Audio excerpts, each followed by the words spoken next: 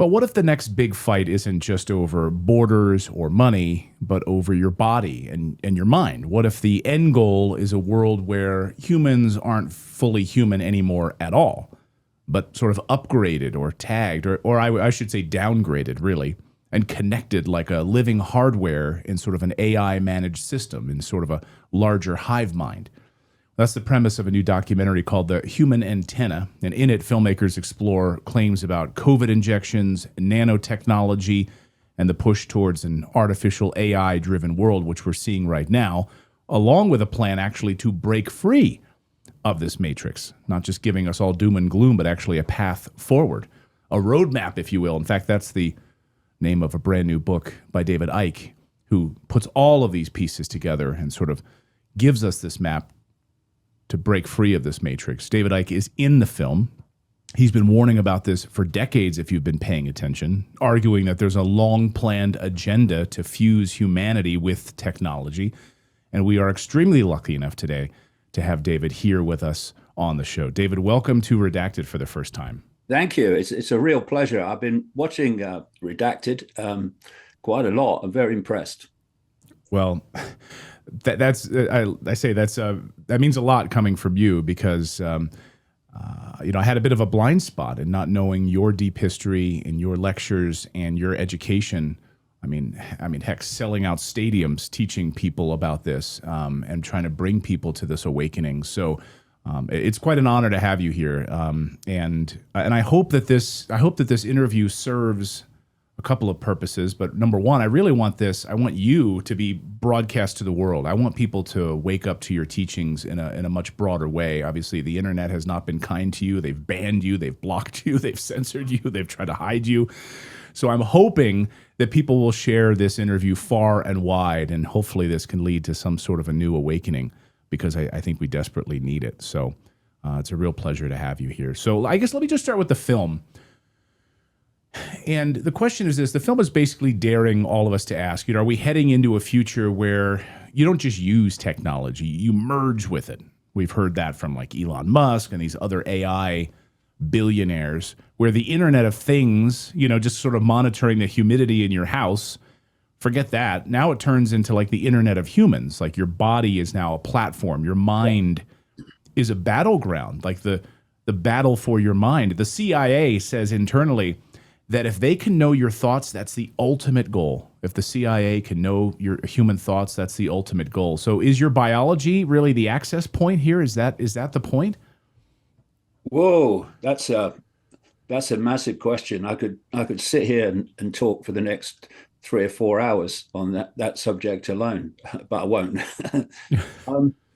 Yeah, the point is, I always find that we are shielded purposely from what's happening by the illusion of complexity. So if you think things are terribly complex and you don't see them in their simple foundation, then a lot of people go, I don't understand it, mate. I don't understand it. I can't get my head around all that. And yet it's all very simple. It's like you see these scientists and these physicists with massive blackboards with codes and symbols and what have you all over the blackboard, and people look at that and go, oh dear, what's on the telly? But actually behind all that, it's dead simple, the situation we're in. If you are the few, and compared with the apparently 8 billion people, we're talking a few in full knowledge of what they're doing. If you are a few, then you have to control the many. Now, mathematically, you would think that was impossible and complex, but the foundation of it is very actually simple. If you're faced with a billions of people, and if they're united and realized that there is a common threat and it's you, then it's over. It's over. Game of House of Cards is down. So what you need to do is make sure they don't unite. number one, you have to get them to believe in something rigidly and unquestioningly. It could be a religious belief, it could be a political belief, cultural belief, whatever. But they must believe it rigidly, because that immediately puts their mind in a box. Because if you are a certain religious belief, then you are not going to go out into the infinity of possibility, because if you do, you know your religious belief is in trouble. So, and not least, religions tend to frighten people into going there. Ooh, that's the devil, that's the occult. And so you stay in your box, and it's a narrative.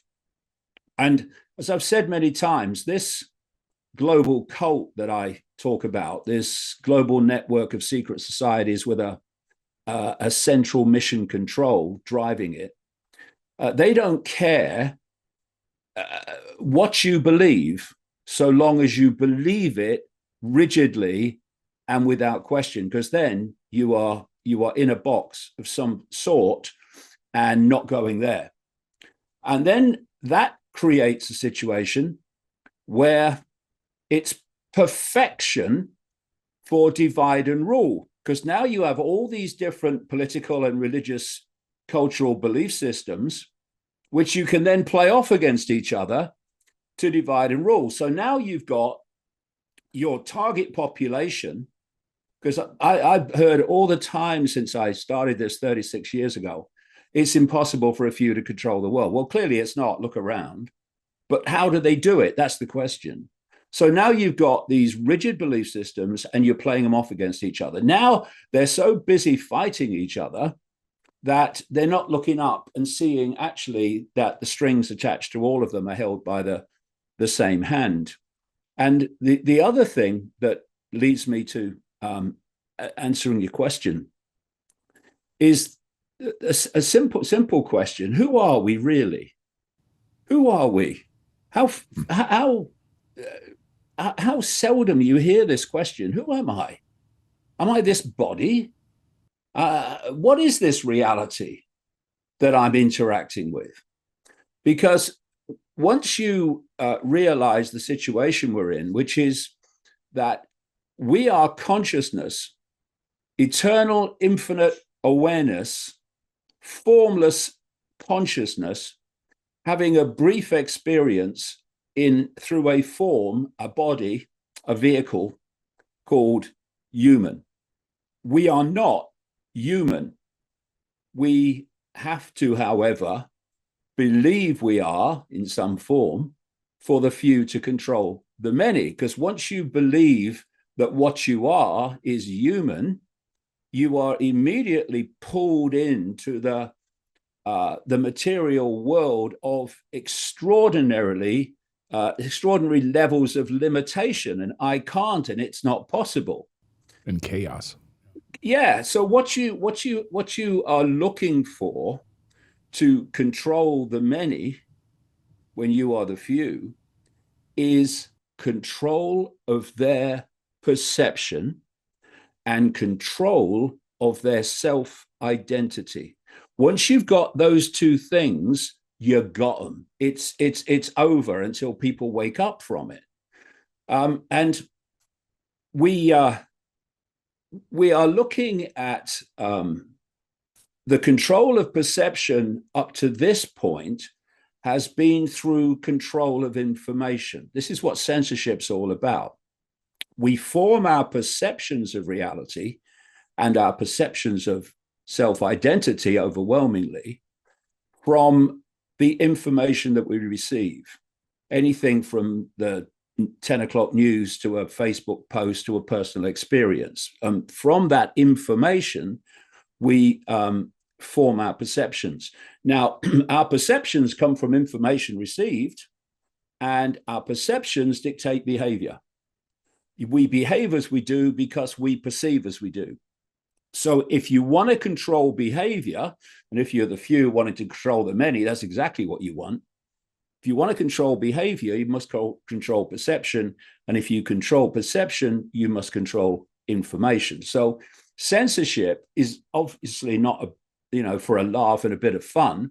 It's essential, because if you have people hearing only your narrative, or as near to only your narrative as you can get away with, then there's a very, very good chance that they are going to perceive, therefore behave, according to your narrative. So if you take the COVID hoax for a start, that was a wonderful microcosm of what I'm talking about. You had billions of people who went under house arrest, in effect, who put little masks on and rolled up their sleeve and had this fake COVID vaccine, not even a vaccine under previous criteria, because they believed that there was a deadly virus, and doing what authority told them was their protection from it, or people who didn't want to do what they were told to do, but feared the consequences of not doing so. And those two groups meant that a tiny few people, actually, if you break it down, a tiny few people at the top of the World Health Organization, if you bring it down to where it was all coming from, a Rockefeller organization, by the way, created in 1948 with help from Rothschilds.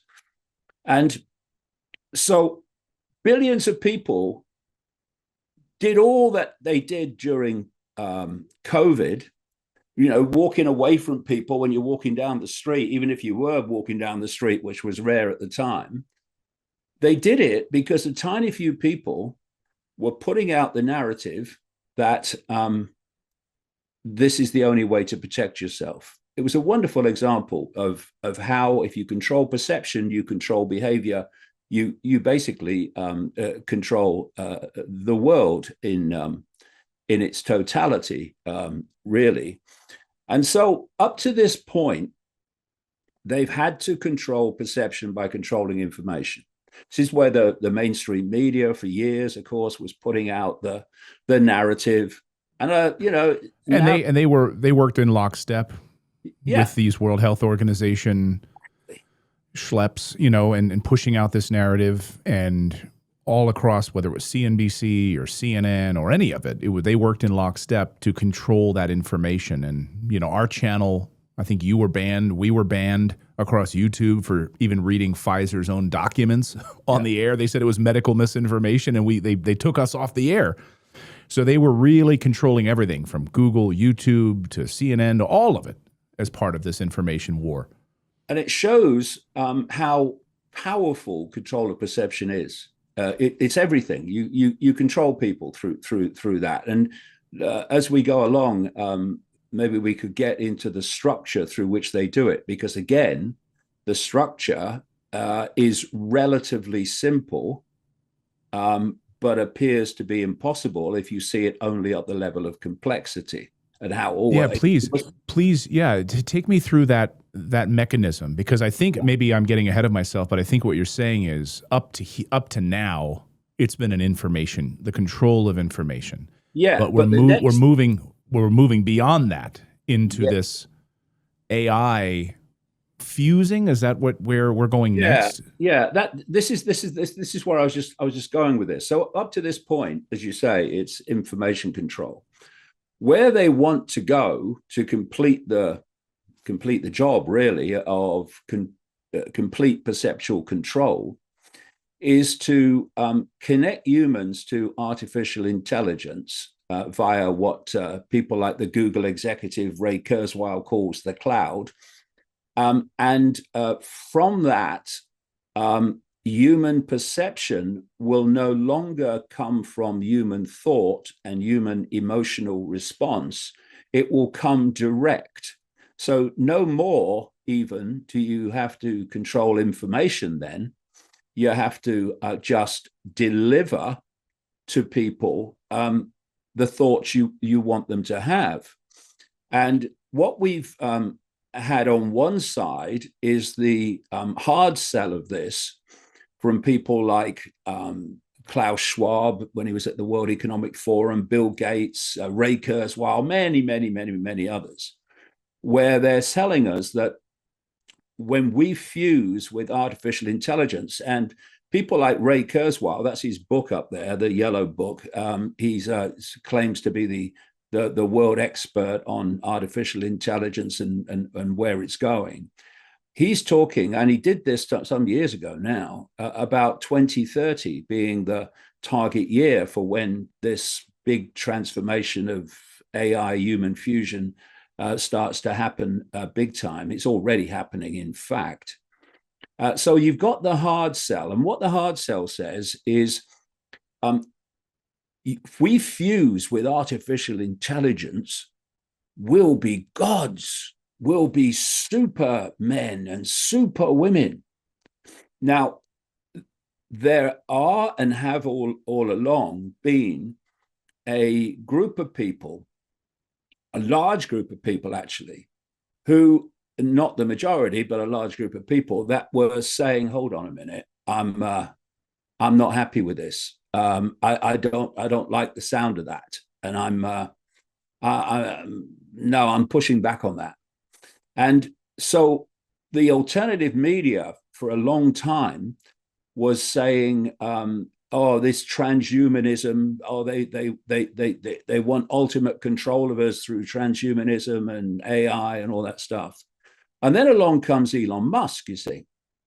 And I've been tracking Elon Musk for years and years, long before he bought Twitter, now X, because he was ticking the boxes of this agenda for humanity that I've been uncovering for a long time. So I was very interested in him. And so when he was allowed to buy Twitter X, I knew it was a scam. The question was, what form of scam does it take? Well, it didn't take long to find that out on many levels. First of all, Elon Musk positioned himself, because this global cult plays the long game, as an AI skeptic. AI could be the end of humanity. Oh, I'm very worried. And right. And for people that don't remember that, he was, when we were hearing about ChatGPT and he hadn't yet rolled out Grok, he was out there in speeches and posts warning all of us about how scary and how it's going to run away and we will lose to it, and we need to be very cautious about it. He was saying that in the early days of, before the previous election, he was saying that quite regularly. That was positioning himself, because you've only got to look at what's happened since to see that that's the case. So he then was facing criticism from many in the alternative media.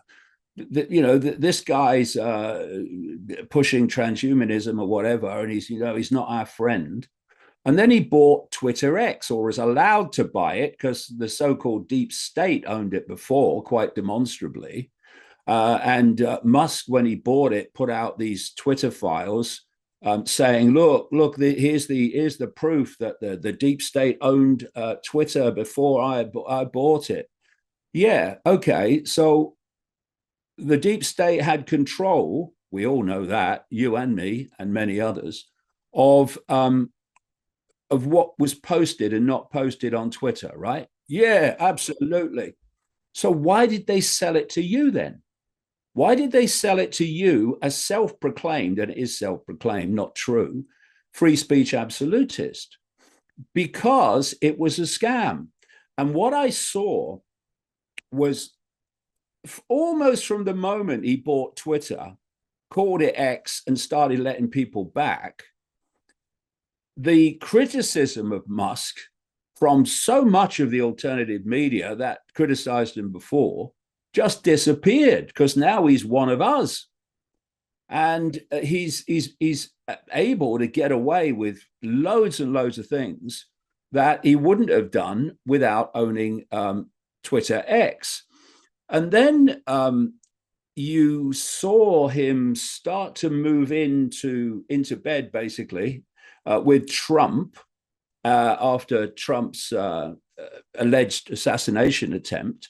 Within an hour, he was supporting Trump, and all the other kind of AI oligarchs came in. And what you have now is two things. You've got Trump as the president, and as I said in his election campaign, this guy is going to tell you what you want to hear. When he gets in, he's going to do things that you didn't think he was going to do, and that he said he wouldn't do. But crucially, he is going to facilitate the mad rush to this AI human fusion and the AI digital control of society. And it took 2 days after his inauguration the second time to wheel into the Oval Office Larry Ellison, Sam Altman, and some other guy to announce this up to $500 billion AI project. I think they called it Stargate, with data centers, etc., which are essential to this AI control system. And since he's gone on and on and on, pushing this whole AI agenda. And what you've got around Trump is this: they've circled the wagons around him. There's Musk, there's Peter Thiel of Palantir, who's getting contracts not just from Trump, but from other countries around the world to advance this AI control system and surveillance system. You've got Mark Andreessen, you've got David Sachs, who Trump made his AI crypto czar. And you've got all these other people that are around him, these billionaires that are pushing this agenda. So what you've got is Trump. Basically, he's been brought in to be a wrecking ball to the system that we've had up to this point in my lifetime. And people are saying, who support Trump, oh, yeah, he's destroying the deep state. He's destroying the globalist system. Well, no, he's not. You see, there's a technique called creative destruction. And what that is you're starting here at A, and you want to go to Z, and you're going in stages towards your ultimate goal, which is AI human fusion and total AI digital control. And on the journey to that, you have different phases. So what creative destruction is when a phase has served you, served your interest, but you need to go to the next phase. Then creative destruction destroys the previous phase, the previous status quo. So if you look over the 20th century to now, the First World War destroyed the status quo. And the world was not the same in 1918 as it was in 1914. You then had not just the Great Depression in America, but a Great Depression all around the world. And my father was caught in that. And that basically was dismantling the economic system of that time. And then you had the Second World War. That's another creative destruction, which takes it even further on. So the world at the end of the Second World War was absolutely nothing like it was at the start of the First World War. And you had the Bretton Woods Agreement, you had the introduction of the IMF, the World Bank, and the United Nations, and a massive move to the centralization of global power. And from the end of the Second World War, and I was born in 1952, only 7 years after that, to pretty much recently, that system has been the one that's been the system of the world in all its facets and forms. What Trump is doing now, because the next stage is moving rapidly into AI human digital control, that status quo we've had since the Second World War has to go. Because if it doesn't, like all status quos, if the status quo stays and doesn't move, you can't replace it with anything. So you've got to demolish it. And this is creative destruction. And so that's what Trump's been put in there to do, to demolish the system, the current system, in all its forms again, so it can be replaced by this next phase. And around him are the architects of the next phase, which are the AI billionaire oligarchs. And I said, two things, and one was all that. But the other second thing, in relation to Musk buying Twitter X, is look at what it's become. I don't follow Elon Musk, but my X feed it's like machine gun fire. Right. I mean, the posts under Musk's name are just incessant. And two things are the basis of them. One, dividing and ruling the population by winding one part of the population up constantly, support for Trump. And the other one is that X has now become, could be the end of humanity, X has now become a propaganda, incessant propaganda arm for pushing the AI system. And he's pushing it all the time. He does it through Grok and all that stuff. But what he's doing is pushing this system. Because what he says, this is the soft sell as opposed to the hard sell. What Musk said was, yeah, it could be the end of humanity, but, it's inevitable. That's a massive mind control psyop, that. Because once you're convinced that something is inevitable, you stop trying to stop it and you start trying to mitigate its impact. So you're already weakening your response because you think it's inevitable. And so he's saying, because it's inevitable that AI will become more intelligent than humans, if we don't fuse humans with artificial intelligence, then humans will die out. And so you've got the hard sell outcome, human AI fusion. You got the soft sell outcome, human AI fusion. They're taking you to the same point using different rhetoric and different words. And, Elon Musk is the most blatant frontman in his arena of this global cult that I'm talking about. And they're all frontmen. They're all gophers. I mean, if you see them on public display, they're not running the show. They're serving the show. Right. That's the difference. Are there forces pushing back against this that you've seen? Obviously, since your awakening in the early 90s and what you've tapped into, are there forces pushing back saying we're not going to allow this to happen? Well, there are, but again, let's look at what the situation is and why.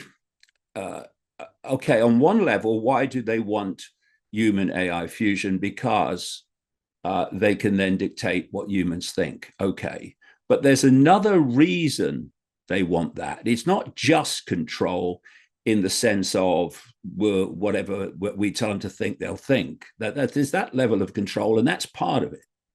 But there's another level. I said earlier that the true I, the infinite I, is consciousness. This is a vehicle for consciousness to experience this reality.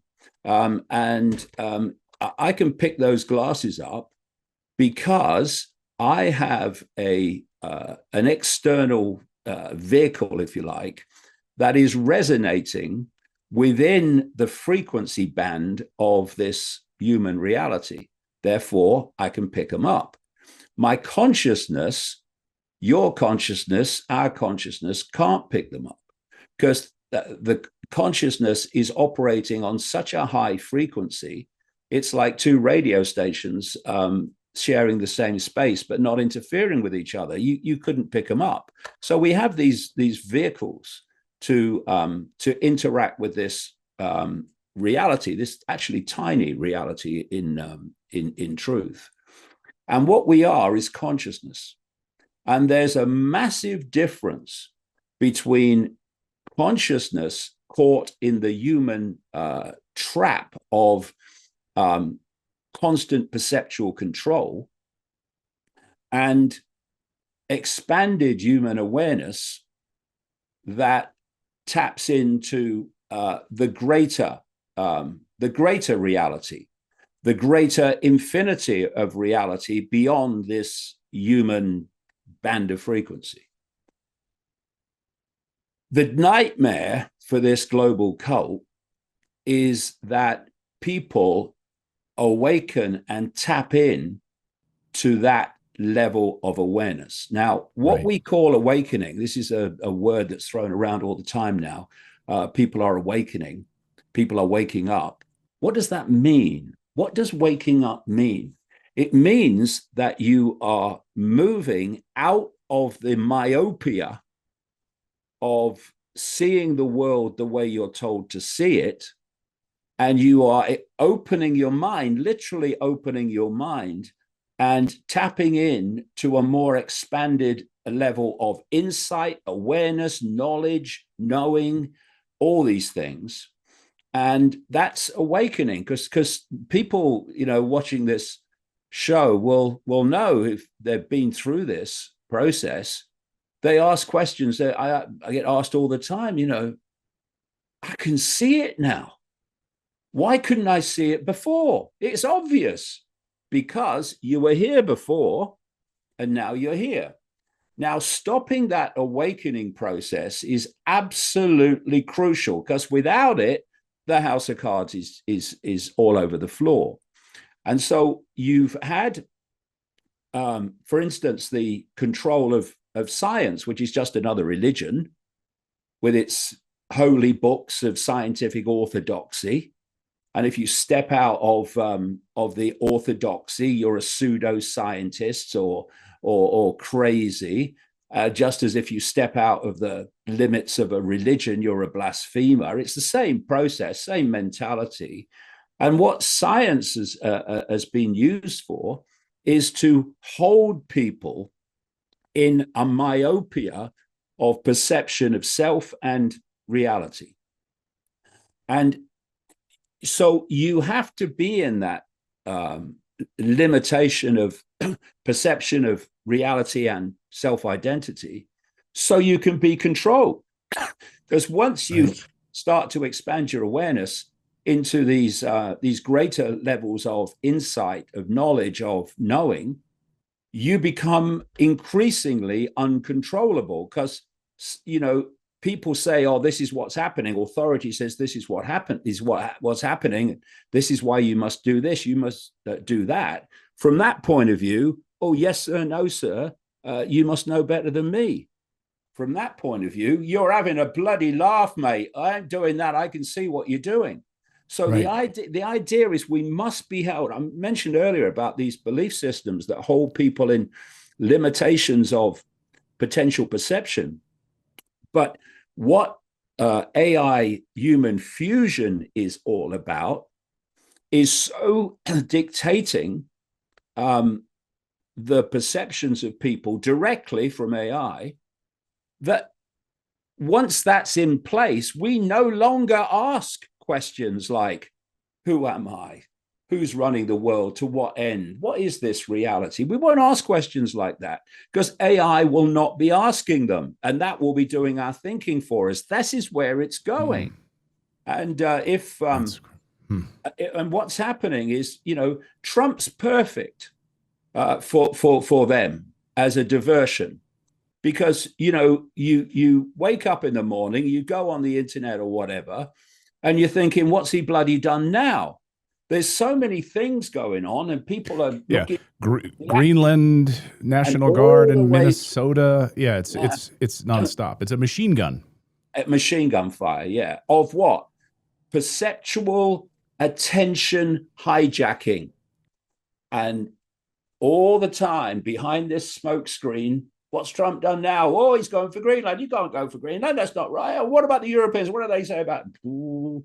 And the AI oligarch agenda pushing head towards this AI human fusion, AI control system agenda goes on and on behind that smokescreen. I want to ask you about the mechanics of how this AI fusion happens in a second. But first, I just want to share a little anecdote because it came into my brain as you were talking about this idea of vision and myopia. You know, you're blocked here. Lately, I've been on a journey to stop using these. Just a few years ago, it just suddenly, boom, it went. And I said, there's got to be a natural way. So I've started to go down a rabbit hole. Now, I've discovered a couple of doctors, ophthalmologists, who've said, wait a minute, so as an ophthalmologist, my whole life now is every year you come to see me and I give you a worse and worse prescription until you die? That doesn't seem right. And discovered this doctor who wrote a book in the 1980s, and he would bring thousands of people to a large arena, and he said, I want you to throw away your glasses. And it wasn't just the mechanics of the glasses. It was really, I want you to ask yourself, what are you seeing? Like, how are your eyes really working? And it sounds a little metaphysical to someone who just wants like their eyes healed, but it's exactly what you're talking about. What are you really seeing? And from that, thousands of people were able to say, I don't need my glasses anymore, because now I'm able to understand the mechanics of my eyes and what I'm artificially putting these things on a regular basis, and it's limiting what I'm doing. And I just thought, it just popped in my brain because I've been on this journey lately, and it's just a little piece of it, you know, for someone who maybe is not tapped into the vast array of awareness that you have. Maybe it's just that little gateway drug. It's just that little gateway to start questioning what you're seeing. Who am I? How are my eyes actually working? Am I seeing light? Am I seeing shapes? Am I seeing colors when I just take a walk with the dog? Anyway, I just wanted to share that because... Yeah, but that's a very important point you've raised here, because, you know, of all the things that are suppressed to keep people under control, the biggest one, the most important one, and the one that the alternative media very, very rarely, if ever, talks about, is the nature of reality itself. What is this reality that we're experiencing? And what I do, what I've always done since I started out consciously on this road in 1990, is know that whatever you think you know, there's always more to know. If any statement can be made that is unquestionable and unchallengeable, it is that whatever we know, there's always more to know in terms of humanity, vast beyond belief, more to know. So I started out in the early 1990s uncovering this global cult. Seems a long time ago now, and how it works. And I hope we can get into that at some point, and because the structure's very simple and very instructive if people know how it works. Well, and I should say for our audience who's new to David Icke and doesn't know, as you've written in your books, and it was eye-opening for me to hear your story. 1990 was when you worked in television. You were a broadcaster like I was. I used to work at Fox News back in the day. So you were in the mainstream media. You were a footballer, a very good footballer, and you had this awakening in 1990 that changed everything. So maybe you could just tell our audience a little bit about that as you talk about the structure that you uncovered. Yeah, well, that's a long story, but I'll try to shorten it. Throughout 1989, I had this feeling that whenever I'm alone, I wasn't alone. There was some presence there, which was kind of all new to me. I hadn't gone into those areas before. And it got more and more powerful through 1989 when I was working for the BBC and etc. And I eventually ended up, I'd just done a program for the BBC, and I went to a hotel just down from the BBC Television Centre in London called the Kensington Hilton, still there. And I sat in this hotel room on my own that night, and the presence was so powerful and tangible that I said out into the room, if there's something there, would you please contact me, because you're driving me up the bloody wall. Then a few days later, I'm at home, and Gareth, who's now a big strapping guy, of course, he was a little boy at the time, and my son, and we were going down to a cafe on the seafront next to a railway station. And that cafe next to it had a newsagent shop, sold newspapers and things for the tourists. It was a seaside place.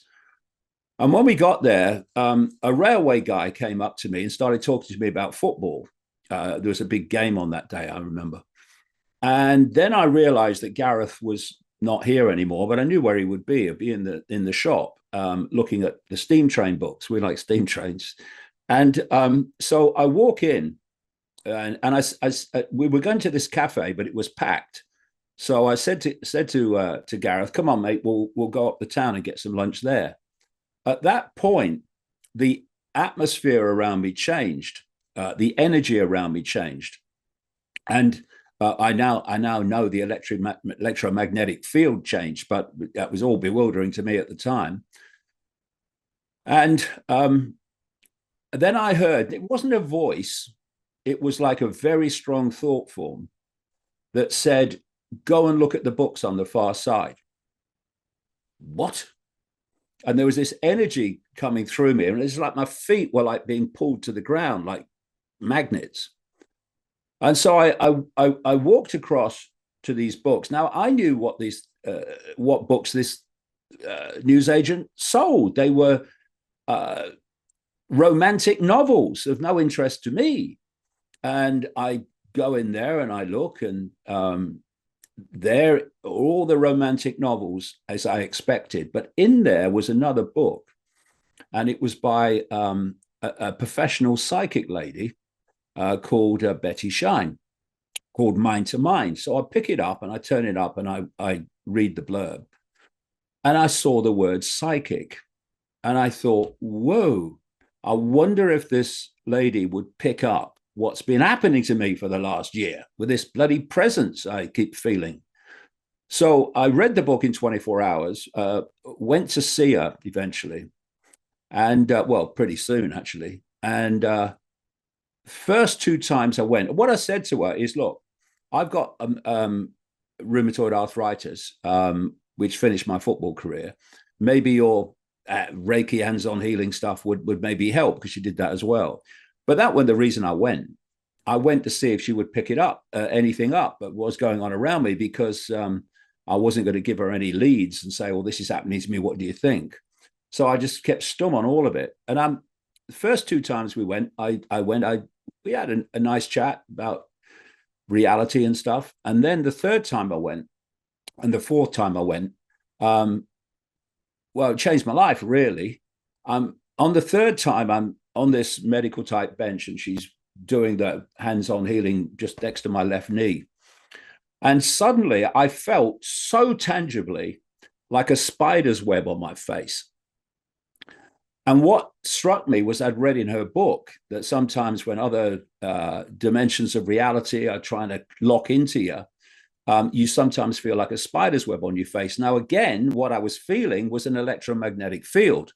It's the same principle as when you're in a stadium full of excited people, the hairs on your neck stand up. It's that electromagnetism. So I said nothing to this lady except, my bum was slipping further down the bench, thinking, "What's going on here, Icke?" And about 15 seconds later, after this happened, never said a word to her. She launches her head back and says, "My God, this is powerful. I've got to close my eyes for this one." She then proceeds to tell me, she said, they're telling me to tell you this. You're going to go out on a world stage and reveal great secrets. And now I'm a television sports presenter with the BBC. Are you having a laugh? Right. And lots of other things. One man cannot change the world, but one man can communicate the message that can change the world and all that stuff. I remember that was one line. And your human level is saying, "You're having a laugh, lady." But something else was saying, "Go for it. Go with this. Go with this." So as things turned out, it was exactly the way that it's played out. One of the things that I was told was, "You're going to be led to knowledge." What knowledge? And at other times, we will put knowledge directly into your mind and you'll think, "Where has that come from?" Now, for about 2 years after that, because what happened after that meeting is my life transformed, and it became this synchronistic, unbelievably synchronistic, constant experience of being led to information. First of all, it was the nature of this cult, for instance. Then later it moved into the wider picture I'm sure we can get into. And eventually out of this dimension even. But the first 2 years, the synchronicity of coming across this information through personal experience, books, documents, people, whatever. Basically, I looked at the information and then I concluded what to make of it. After about 2 years, in line with what came through Betty Shine, it changed. And I would know what the situation is. And then the information, names, dates, places, would follow to confirm the initial intuitive feeling of what was happening. And that's gone on ever since.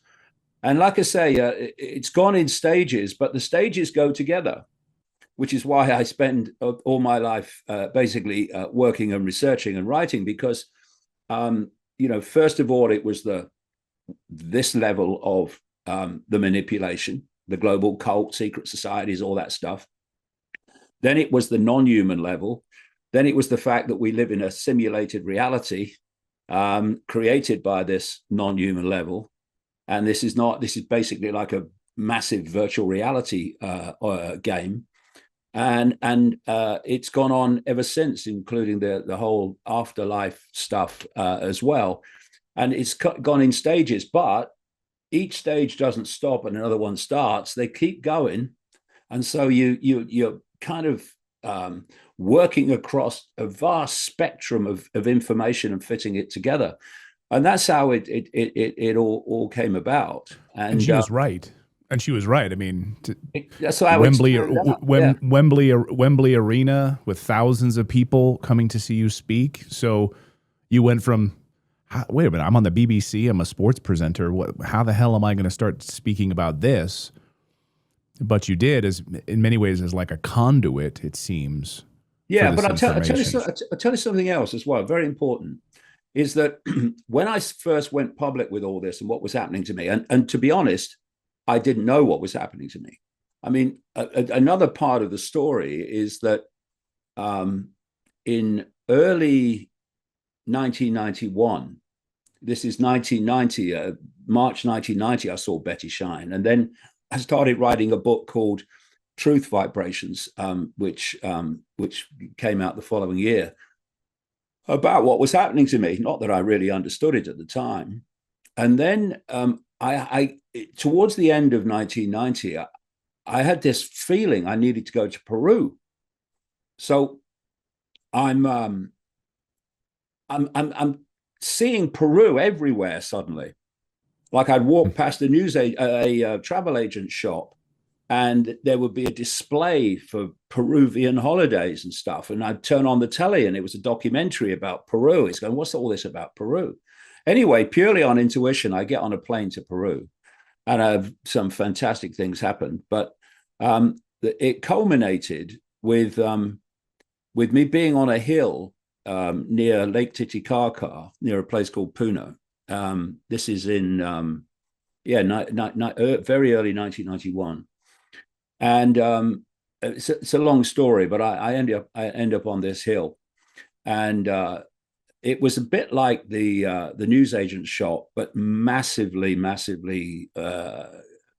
more extreme. This energy hit me going in the top of my head through to my feet and going the other way back again. And it was like being plugged into the mains, because my body eventually is shaking with this stuff. And when it started, it's like I say, it's not a voice, it's like a thought form goes through your head. And it said, it will be over when you feel the rain. Now I'm standing under a piercing Peruvian sun and a clear blue sky. It will be over when you feel the rain. So you think, this is insane. But anyway, it went on. And I noticed that, when you're driving a car and you lose the last 2 miles, your subconscious has been driving the car, thank goodness. And you've been, away with the fairies. Well, it was like that. This energy was going through me, and I'm shaking. And again, my feet are being pulled to the ground like magnets. And you would go into wherever, and then suddenly you'd come back to your conscious mind. And on one of those occasions, this lasted about 45 minutes to an hour. I noticed that the far distant mountains is right out in the countryside near a place called Siyustani, an old Inca site. I noticed that there was a light gray mist over the mountains, and it got darker, and I thought, it's bloody raining. And, if I put what happened next into a movie, they'd say, you're having us on, mate. What are you talking about? It's a bit far-fetched, to say the least, mate. But it happened. What I watched was this rainstorm come out of the mountains across the land towards me. And people talk about whether people talk about a front. Well, this was a front. This was a straight line of stair rod bloody rain. And it came towards me. By this time, I'm just trying to hold on with the energy. And then the rain hit me. I was soaked immediately because it was so torrential. And the energy stopped. And that night I couldn't sleep because the energy was coming out, still coming out of my feet, my hands. And things dramatically changed after that. I came back to England and started talking about some of the things that were happening to me and some of the things that I was experiencing. And I went through the most historic levels of ridicule. I mean, I literally couldn't walk down any street in Britain without being laughed at. Go into a bar, forget it, don't even go there. But what that did, it was extreme ridicule. I mean, comedians only had to say my name to get a laugh. They didn't need a joke. I was the joke. But what it did was free me of the prison that most people live in, which has stayed with me ever since. And that's the fear of what other people think. See, most people live in that prison, and what they're trying to do is edit, censor what they say and what they say they believe, to stay within the Overton window of acceptability. Because if you go beyond it, you're mad. He's going strange. He ought to see a psychiatrist.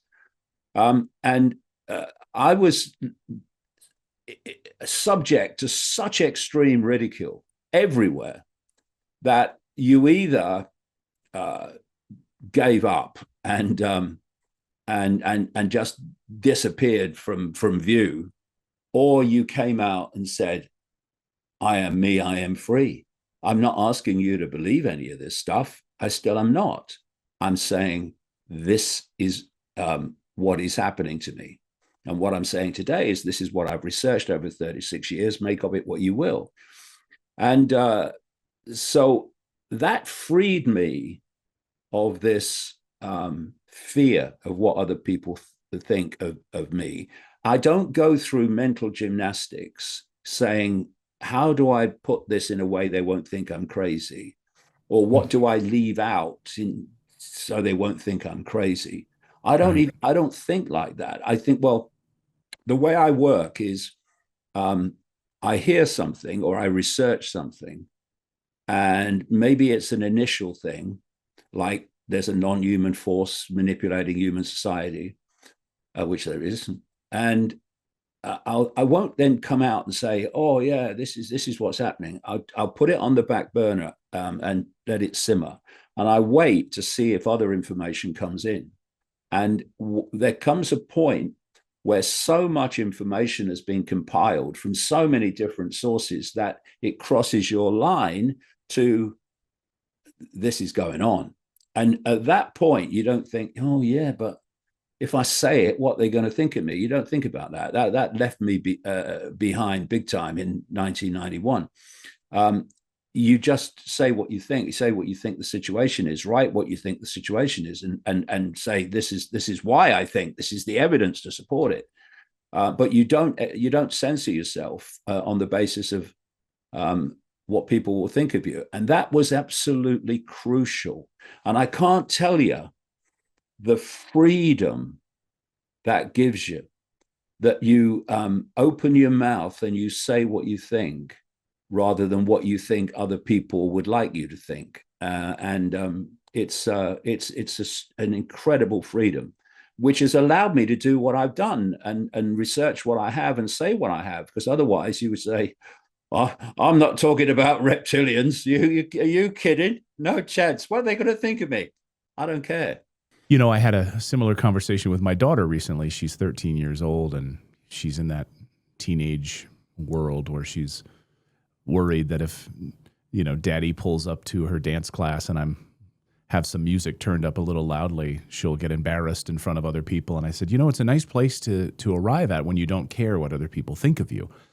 Saying that, I feel like I believe that, but I'm certainly not at your level of that. And I think that's, in many ways, it's like a superpower.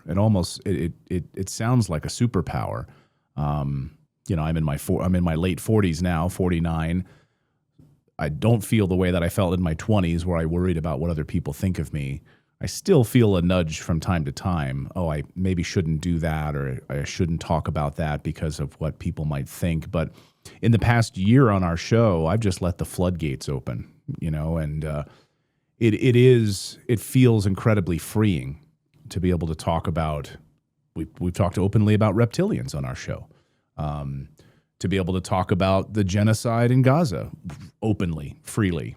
To talk about the evil people that are running our country openly and freely, and it is in many ways a superpower. When you started understanding the cult, because you talked about this was one of the first pieces after your 1990 experience, you started to see this cult and the pieces of it. Did it come to you like in a particular vision, and then this other pieces of information started flowing to you?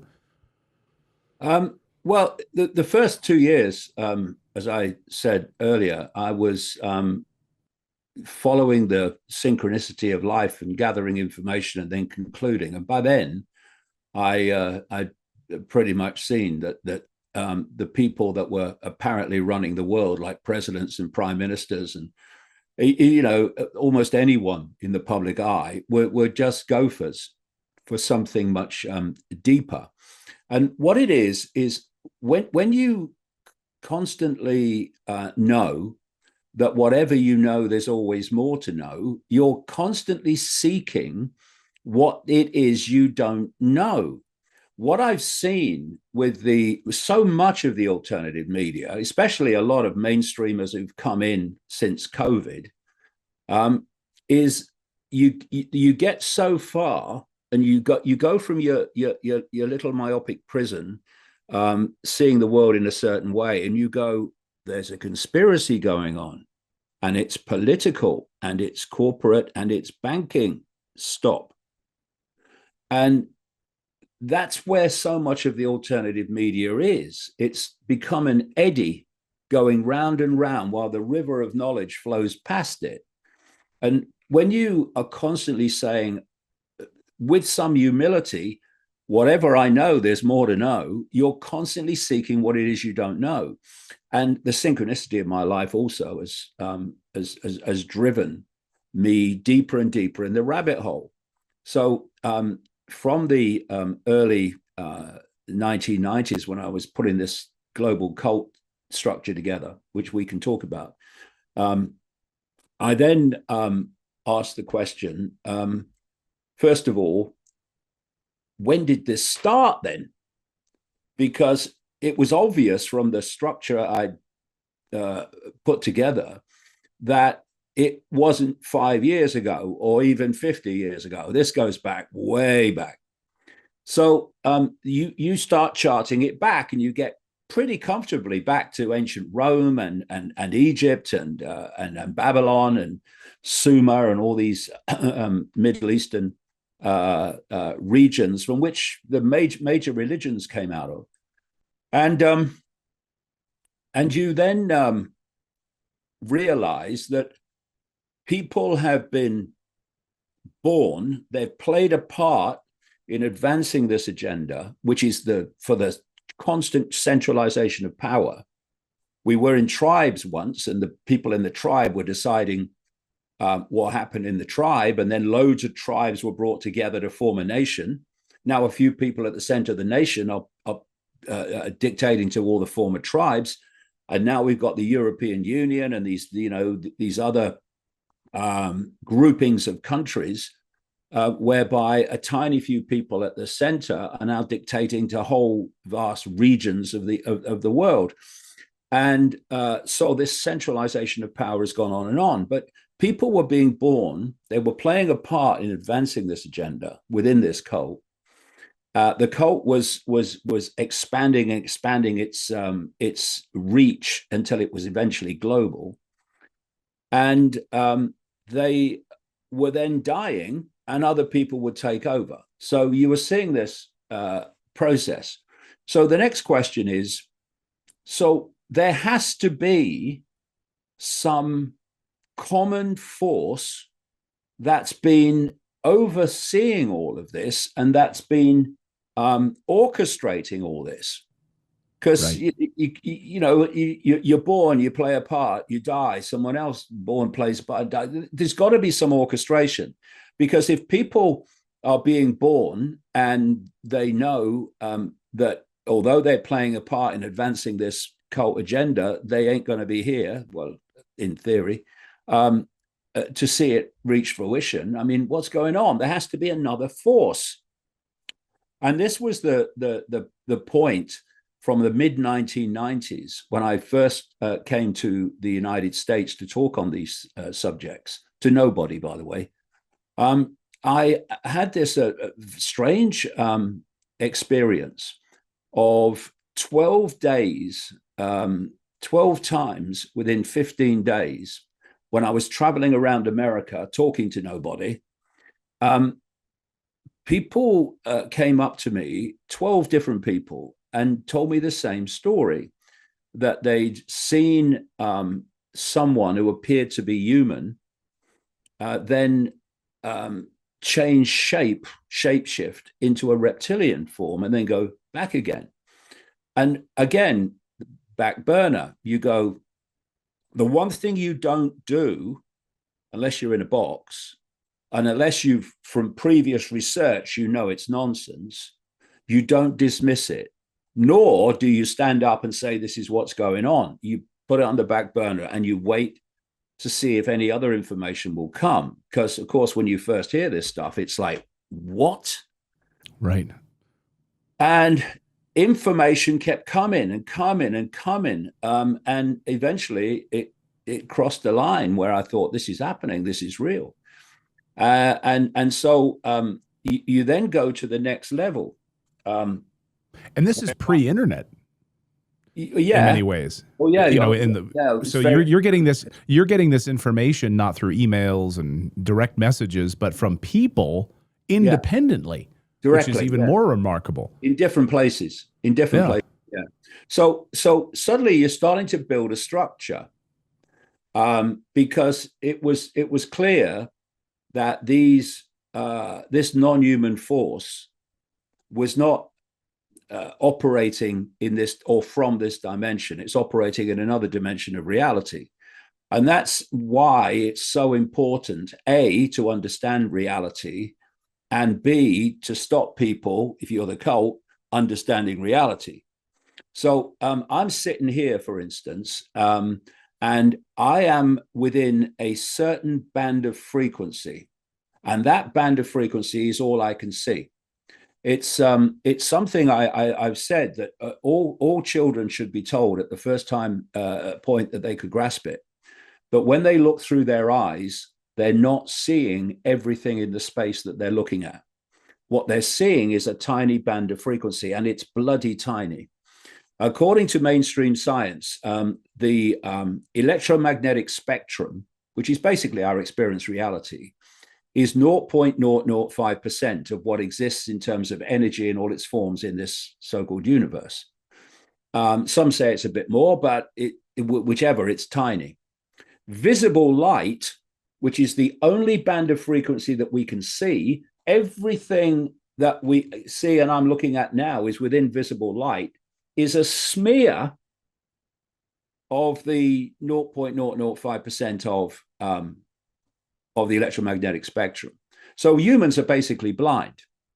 Now, the reason it's so important for people to know this at the earliest age is because it changes everything.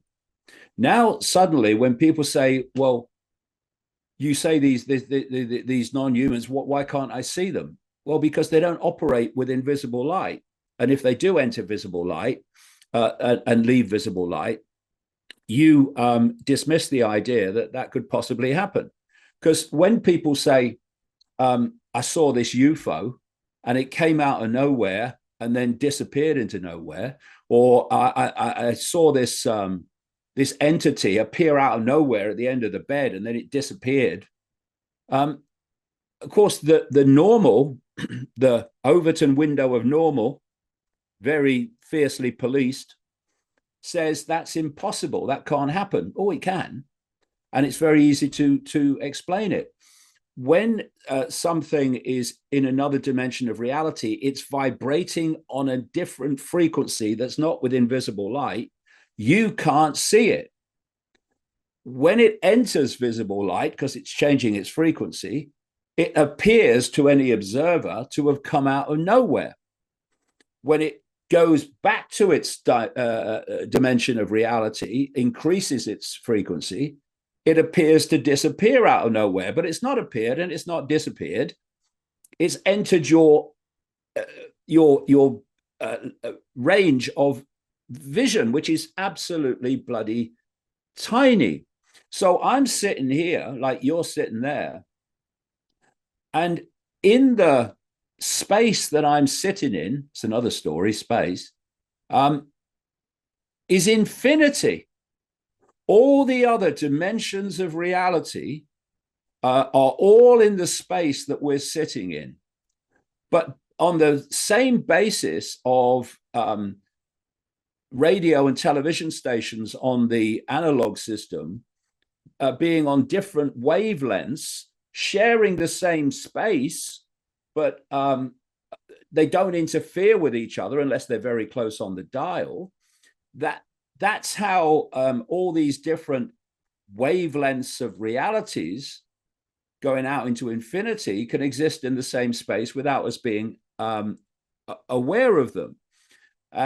So if you get a radio and you tune it to radio A, you get radio A. You then move the dial and you get radio B. But radio A has not stopped broadcasting because you've moved the dial from it. It's still broadcasting, but you're not aware of it anymore. This is how reality kind of works. And therefore, these entities that are manipulating human society through this cult operate in the unseen. Unseen to what? The visual acuity of humanity. And if we don't understand that, then people are going to dismiss what is happening because they can't understand how it could happen. And it's one of the things I've said, one of the greatest forms of mind control is squeezing our sense of the possible.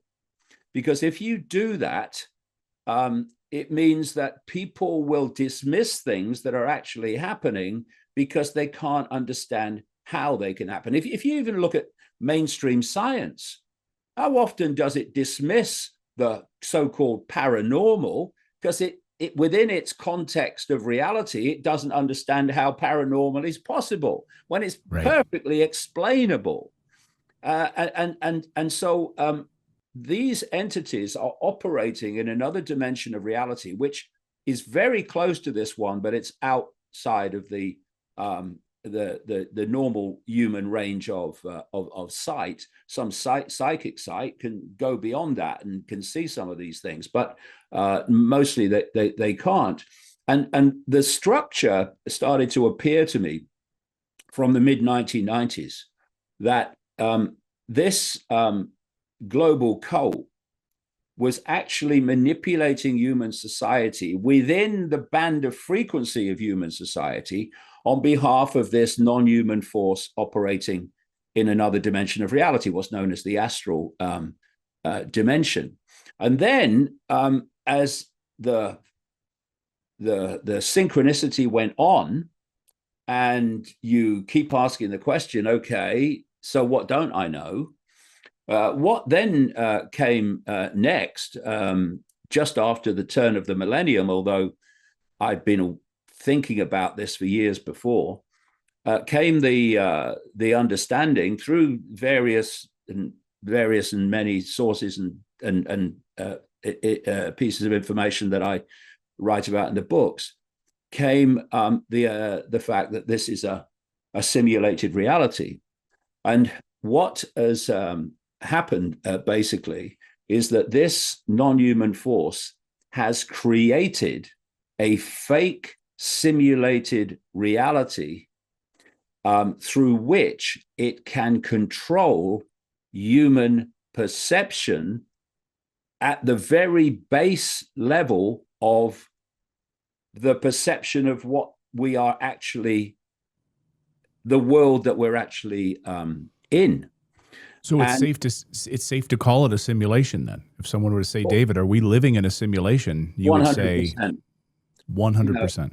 100%. And funnily enough, when I first went public on this, I was looking around to find anyone who, certainly in the public eye, was talking about this. And I basically only found one person. It was a guy called Nick Bostrom, Professor Nick Bostrom at Oxford University was then, who was talking about the fact that this could be a simulated reality. I see it in a very different way to what he does, but at least the theme of the simulation was there. But what has happened since, from about 2016, is more and more mainstream scientists have started to come out and say, well, it actually does look like it's a simulation. I mean, in the books, I explain all the evidence for it, which is legion, actually, in the books like the Roadmap. And more and more people, mainstream scientists and academics, have started to come out and say this. There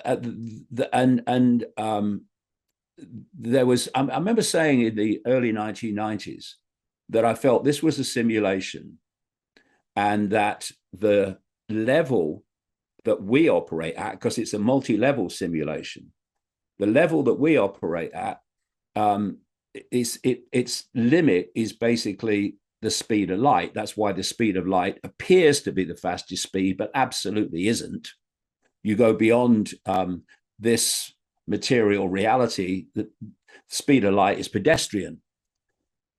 And then in April 2021, there was an article in Scientific American by a guy, an academic, and he said he'd concluded that this was a simulation, and the limit of the simulation was the speed of light. I say there's many other levels of it, actually, but and he was relating, I think rightly, to the fact that the speed of light is akin to the limit of the computer power of the simulation, I would say, at this level, and that is that's what the speed of light really is. And it's interesting. I was saying in the early 1990s that I felt that the laws of physics were actually computer codes akin to those that create virtual reality simulation games. So you've got the creators, and they write in to their game various rules, laws, and limits of what is possible. And I say that those laws, limits written by the game creators are akin to our laws of physics. Our laws of physics are actually computer coding. And it's interesting that when people have these near-death experiences, when the body briefly dies and they then gets revived, their experience in between, and there's millions of these experiences. I've watched and read endless of them in my research, with incredible common themes, by the way. The one thing that they say, the many common things they say, but one of them is that when they leave the body, they're in a realm with a completely different law of physics than this one. And what's possible there is very different to what's possible here. That's because this level of the simulation is encoded with these codes, which are what we call the laws of physics. And so you've got this non-human force in this astral dimension that is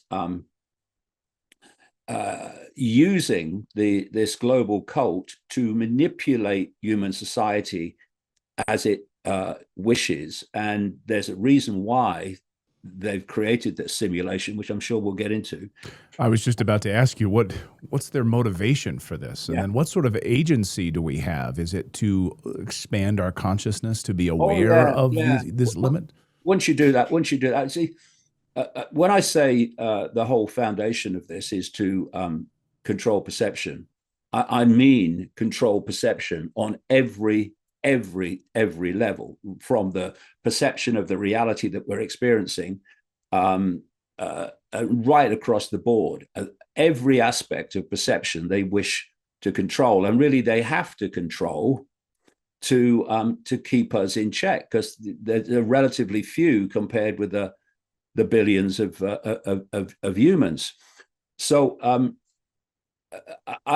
when I was to give you go into why create this simulation, and we can go into how it works as well. But in the early 1990s, when I was uncovering this cult, I realized that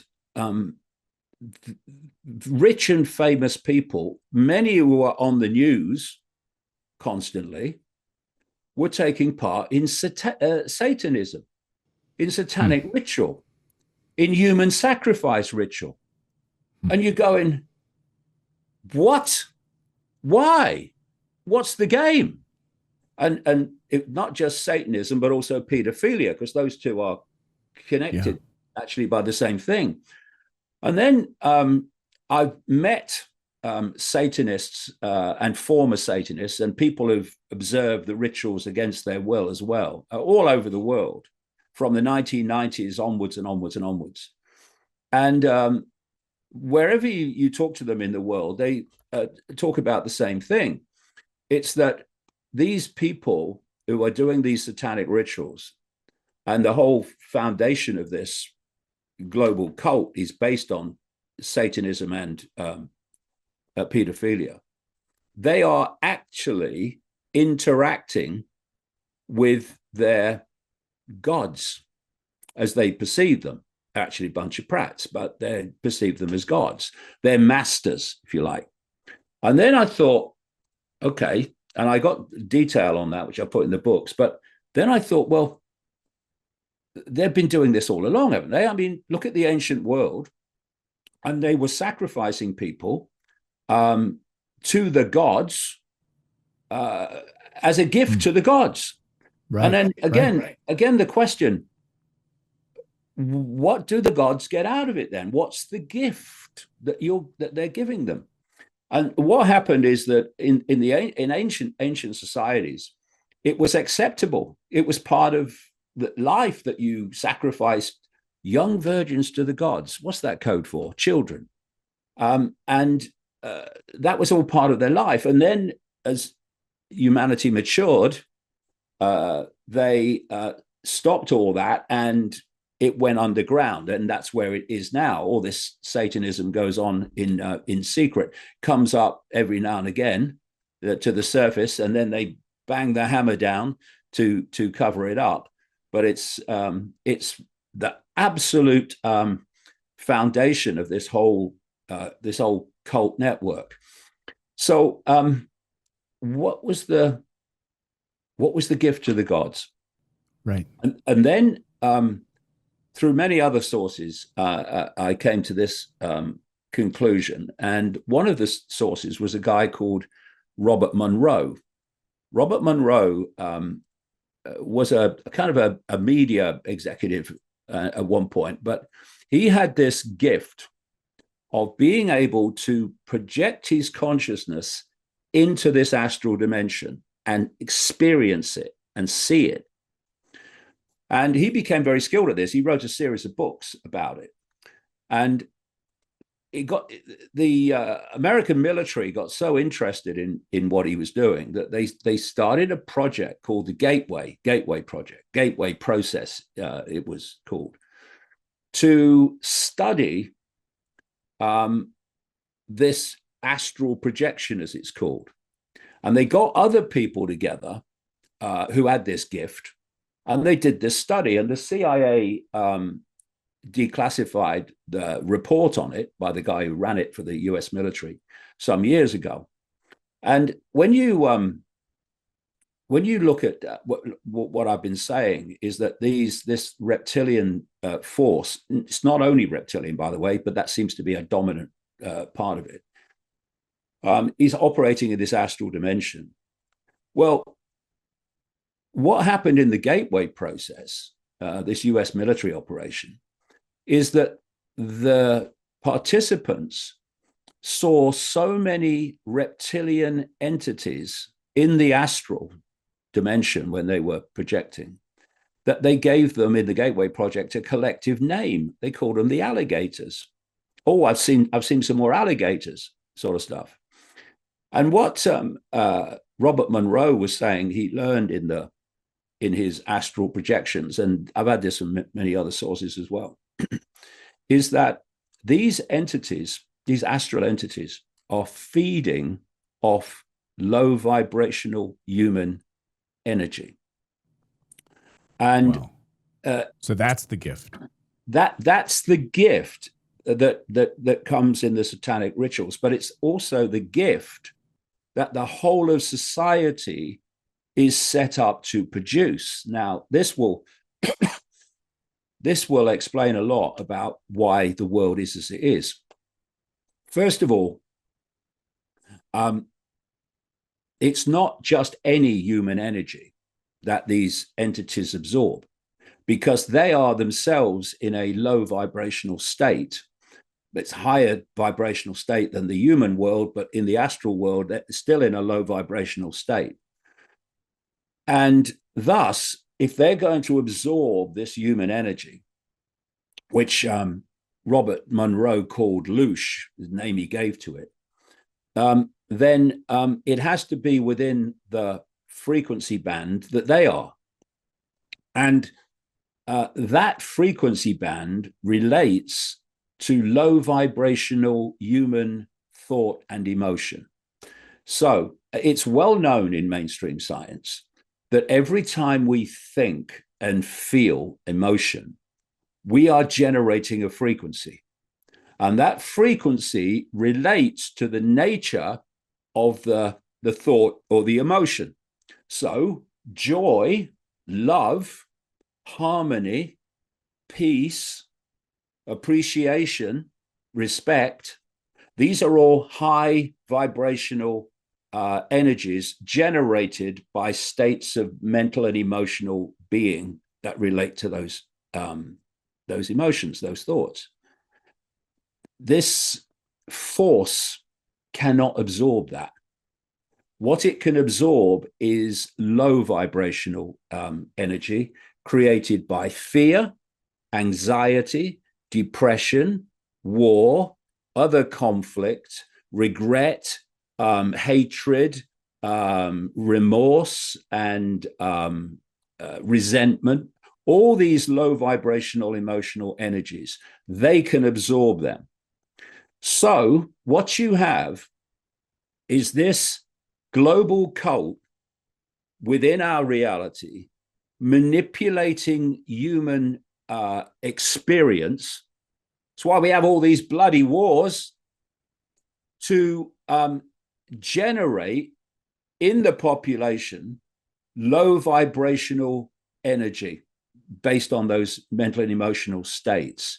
And these entities are feeding off that. And so in the Matrix movie, which may have been apparent fiction, but there was a heck of a lot of things in there that were actually what's happening. And you had the Morpheus character, and he held up a battery, and he said, the Matrix, the simulation, is a computer-generated dream world built to turn humans into this, a battery.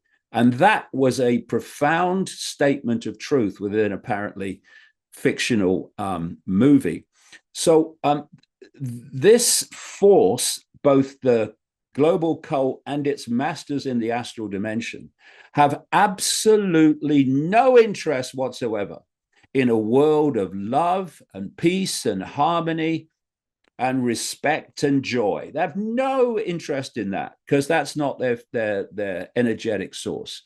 The low vibrational emotions are. So that's what the kind of world we live in overwhelmingly.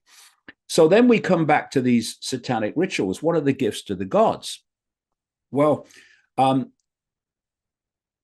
they put the sacrificial victim through a process to generate maximum terror. I don't suppose they have to try very hard given the circumstances. Maximum terror. Imagine you're a kid, oh dear. And what's happening is if I look at someone and they're in a very extreme emotional state, I will see in their facial expression and their body language that they're in an emotional state. What I won't see, because it's outside of visible light, is the energy, the frequencies they're giving off that relate to that state. Because that energy is in the frequency band of the astral dimension. So when these sacrificial rituals are happening, these entities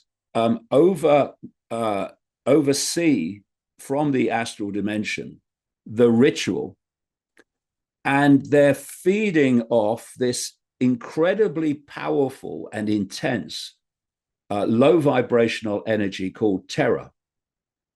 And that's the gift to the gods. And at the same time, these Satanists within our human reality, they drink the blood of the sacrificial victim.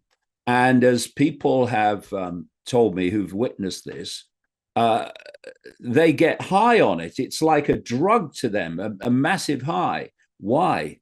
Because states of extreme terror release into the blood an adrenaline.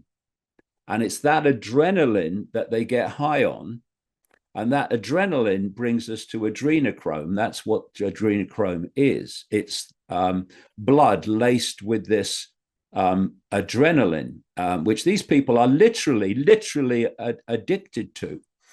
And when I was looking at these ancient societies that were doing this sacrificial stuff in the open, I realized, I write about this in the roadmap, that although we hear about the pantheons of gods, like the Greek pantheon and the Egyptian pantheon and the Roman pantheon, actually these pantheons of gods can be found all over the ancient world in all these ancient societies. In fact, these pantheons still exist in the belief system of Hinduism.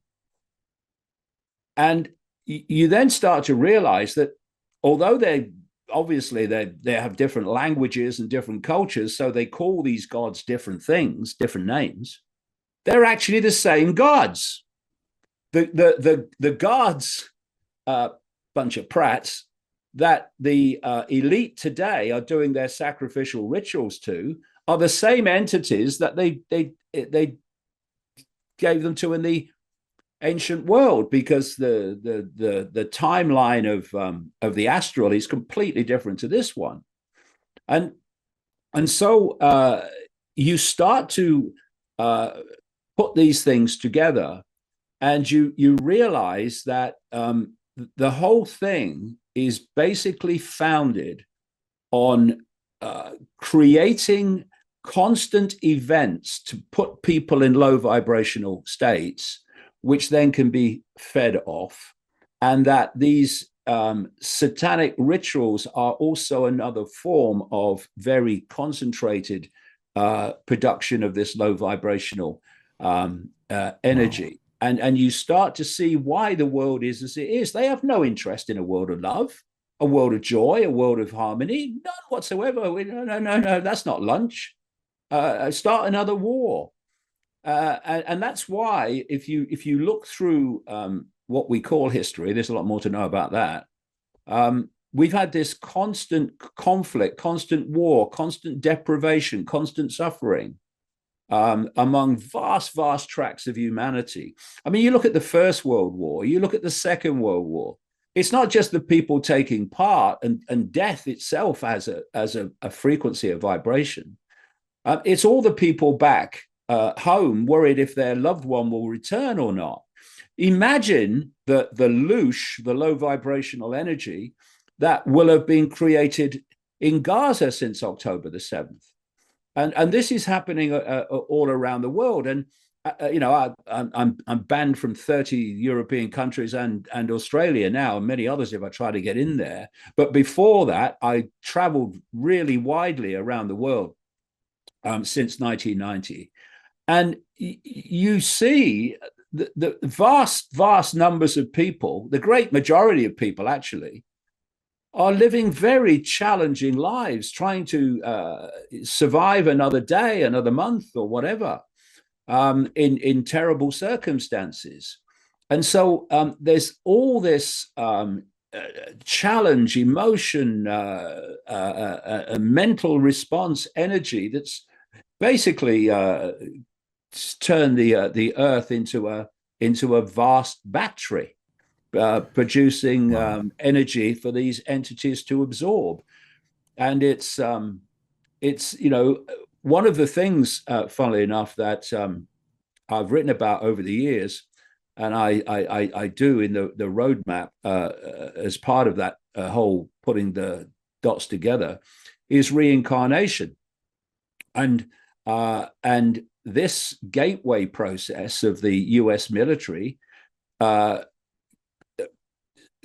of came to the conclusion in its report that reincarnation is actually real, because what's reincarnating is not the body, it's consciousness. It's a state of awareness, a state of consciousness. Some people call it the soul, although that's only one level of it.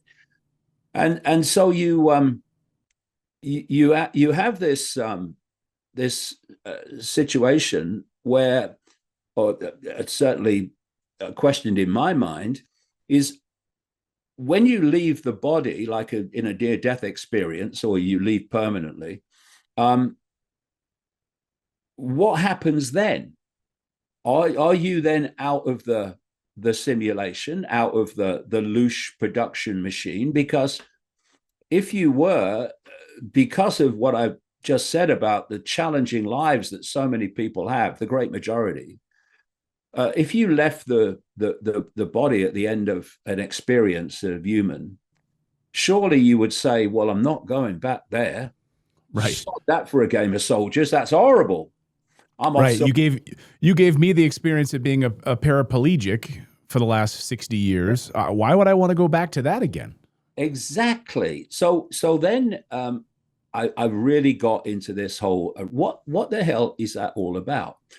And again, I write in the books in terms of the detail, but basically what you have is another level of this simulation, which is the astral dimension. And the idea is that when consciousness leaves the body, it enters this astral dimension, okay, but they don't want you going any further, because if you do, you're out of their control and thus out of their Loosh machine. They want you to reincarnate back into this reality over and over again. So it's like a self-perpetuating machine. And I set out in the books in detail how this seems to work, talking to people who've got memories and have experienced it and all that stuff. And that is that when you enter this astral dimension and you see the light, or the tunnel with a light at the end, you think you're in some form of heaven, because compared with what you've just experienced, it seems to be. But there is a whole system, which ultimately this simulation is run by AI, a level of AI that makes human AI currently even look like the Stone Age. And you go on this, what the Buddhists call wheel of samsara, where you basically come out of the body, you go through a process, and you come back in. And so they've set up this multi-level simulation system so that it's self-perpetuating. And the reason consciousness comes back in is because what it learns in its astral state is that it's got lessons to learn, and it must go back to pay back its karma. We hear this in the teachings of, or the research I've read, Journey of Souls, Michael Newton's books on reincarnation, and it's a common theme throughout all of the regression hypnosis that he does in his work. Thousands of people who are totally unrelated all say the same thing, that once they've left the body and they're in this astral state, they've sort of chosen to come back to fix or work on something that heretofore was a deficiency in the previous life. Yeah. And basically, it's a load of old crap. And I tell you what I've noticed. I can come to something else I've noticed in a second, which relates to it. But what I've noticed is the relationship between humans in the human realm and to authority mirrors the relationship of consciousness, soul, if you like, in the astral in relation to authority. So people look to authority in the human world to tell them what to think and to tell them what to do. And overwhelmingly, they'll get their information from those sources, and they'll be guided by those sources. Hello, doctor. I'm not very well. Please save me, doctor. And all these different institutions of authority. And then when they leave the body, this is a fascinating thing to me, because one of the common themes of a near-death experience is when they leave the body, they say, "It was amazing. I've never experienced anything like it." And then you say, "Well, you believe in reincarnation, though, now?" "Oh, yeah, reincarnation, yeah." So you must have experienced it lots of times then. So why have you never experienced it like this before? You must have done. And so that was my question. Well, how does that work then? And then I've come across information and talked to people who have a memory.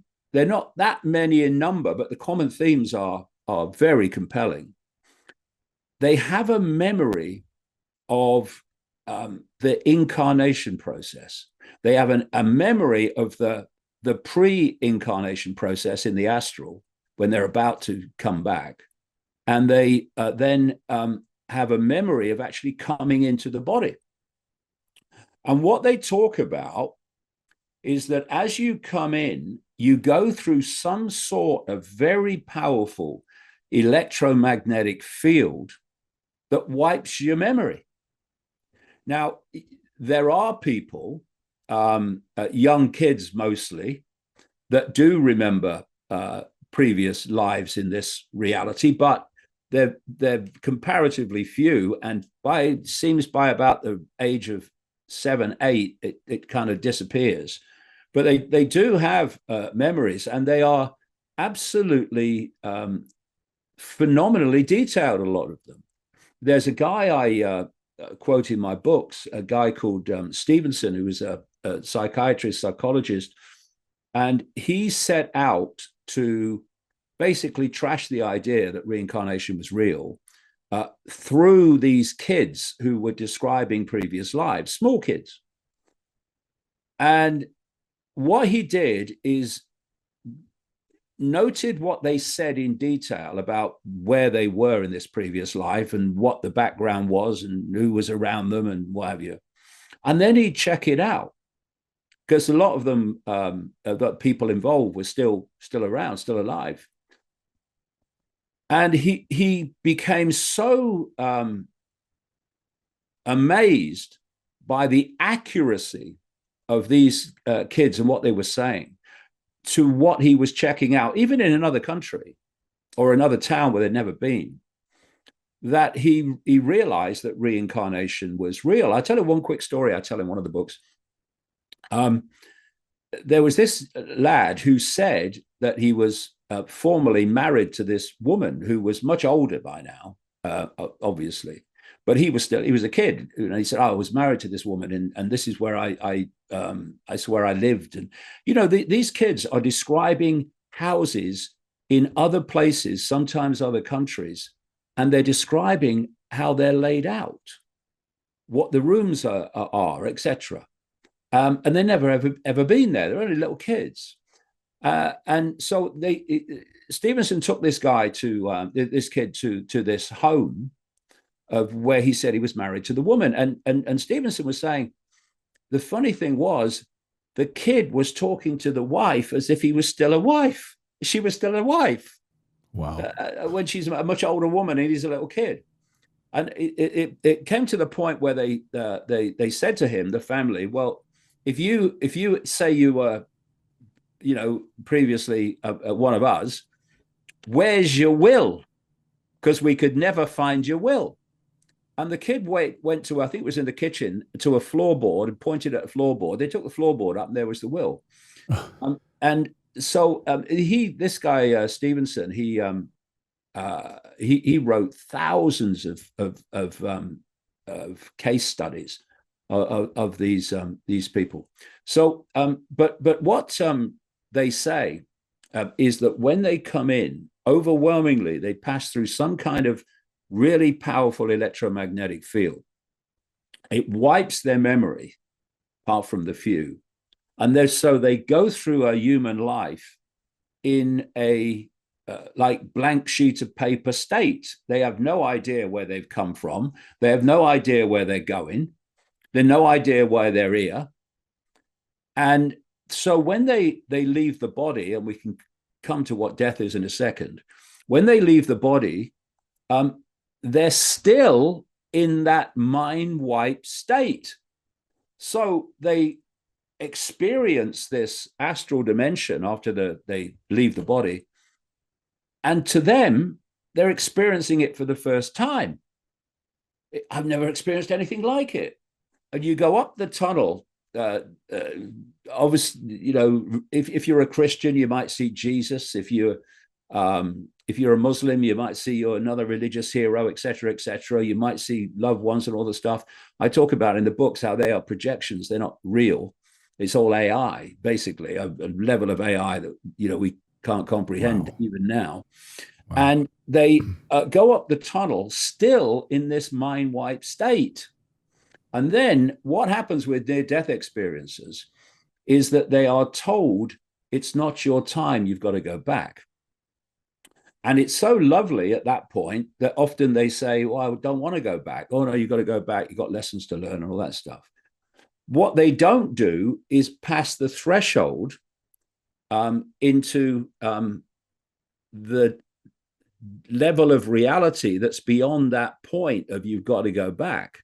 So basically, none of these near-death experiences cross that threshold and realize what's beyond it. And so when you go beyond it, well, bang, you're on the wheel of samsara and you're back. And the question of death is very relevant because people are so frightened of it. What is death? We are consciousness vibrating far quicker than this reality. So to interact with it, we need a body. This body is a biological computer.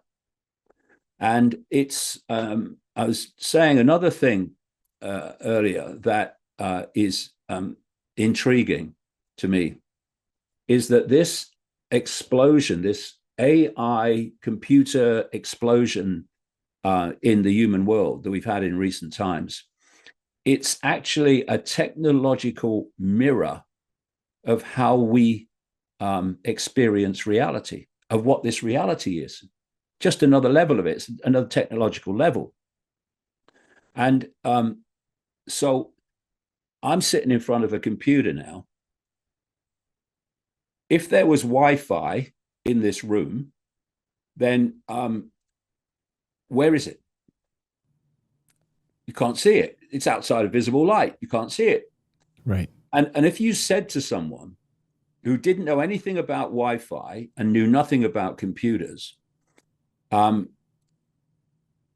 there is a whole collective global reality in this room, and if you get a bit of kit called a computer, you can lock into it, it will lock into it, and it will put that reality on the screen in a completely different form to how it exists in the Wi-Fi field. Then if people didn't know about computers and Wi-Fi, they'd say you were mad. They'd say, what are you talking about? What Wi-Fi? I can't see it. And all these things that they say. But if you said to people now, in this room, there's a Wi-Fi field and it's a collective reality called the internet. And you can tap into it anywhere in the world if you've got a bit of kit, a computer to tap into it. People would go, oh, yeah, I know about that Wi-Fi computers. Yeah, of course I know about that. Everyone knows about that. Now, the only difference, this is a really important point, the only difference between you're mad, mate, I can't see it, what are you talking about? And yeah, I know about that. The only difference is knowledge of that existence. And if you can therefore squeeze knowledge and squeeze the sense of the possible, you squeeze perception into the myopia that you need to control the great mass of people. So what's happening is the computer is locking in to the Wi-Fi field, and it's putting that field onto the screen in a totally different form to what exists in the field. Okay, where is the computer doing that? It's doing it inside the computer. We're just observing it from the outside. It's all happening inside the computer. So then you come to how we interact with this reality, this simulation. There you go. The human body is a biological computer. And, you know, people think that biological is natural and technological is human made. Okay. But unless you have something, and we don't, that is unimpeachably natural, you have nothing to compare the natural to. And I'll tell you from my own research over the years is that this cult treats the biological as a form of technology, not natural. And so what you have is a body, and it's interacting with the matrix. What is the matrix? It's an information field. It's like a Wi-Fi field. It mirrors it. And so you're tapping in, and it's an interactive. So you're affecting the field as the field is affecting you. As you wake up, you affect the field. That's another reason they don't want you to wake up. So we're interacting with it through the five senses. Now, this is mainstream science. How does the five senses work? They pick up frequency information. They turn it into electrical information. They communicate the electrical information to the brain, and different parts of the brain specialize in decoding different senses. And then it puts together from all that information a sense of reality. And if people say, well, we all see the same reality, well, we don't. We all see the same background, basic reality, but what we make of it and how we interact with it is completely different, depending on your state of perception, your state of being. But what I'm saying is that the world that appears, I grant you it does, appears to be out here, is all happening in here, just as it's happening inside the computer. There is no external world. It's happening in here, and the world is holographic. This is creating a holographic world simulation, exactly the same as a virtual reality game. So if you go on the internet to a video platform, and you go to like a compilation of people going crazy with headsets on, then you'll see how amazingly easy it is to control human perception.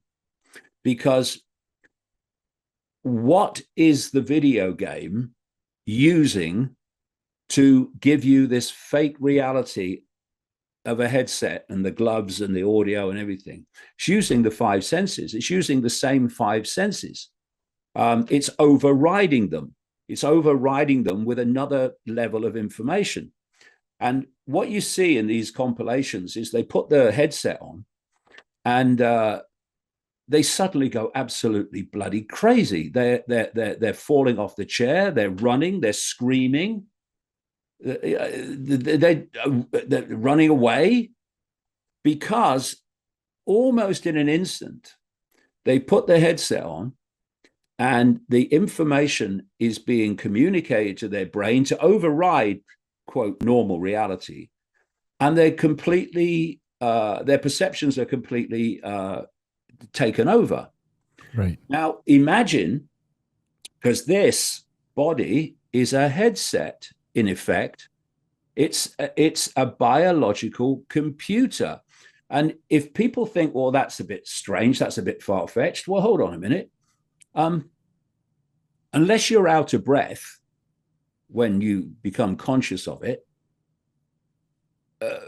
do you remember breathing? Do you think of breathing? Do you think all the time, I must breathe, I must breathe, I must breathe, I must breathe? No, only when Never. you've got a bit of a problem might you think that, but overwhelmingly you're breathing. Or your heart to beat. Yeah, exactly. Do you think, okay, I must concentrate now because I've got to process this food. I've got to get this food down. And no, it just does it. It's a computer, and it's a biological computer, a very, very advanced biological computer, and we are interacting with the matrix, an information field, which is what some scientists are now coming to the conclusion it is. I was talking about this in the early 2000s. And we are living in a reality we think is outside of us, but actually it's in here.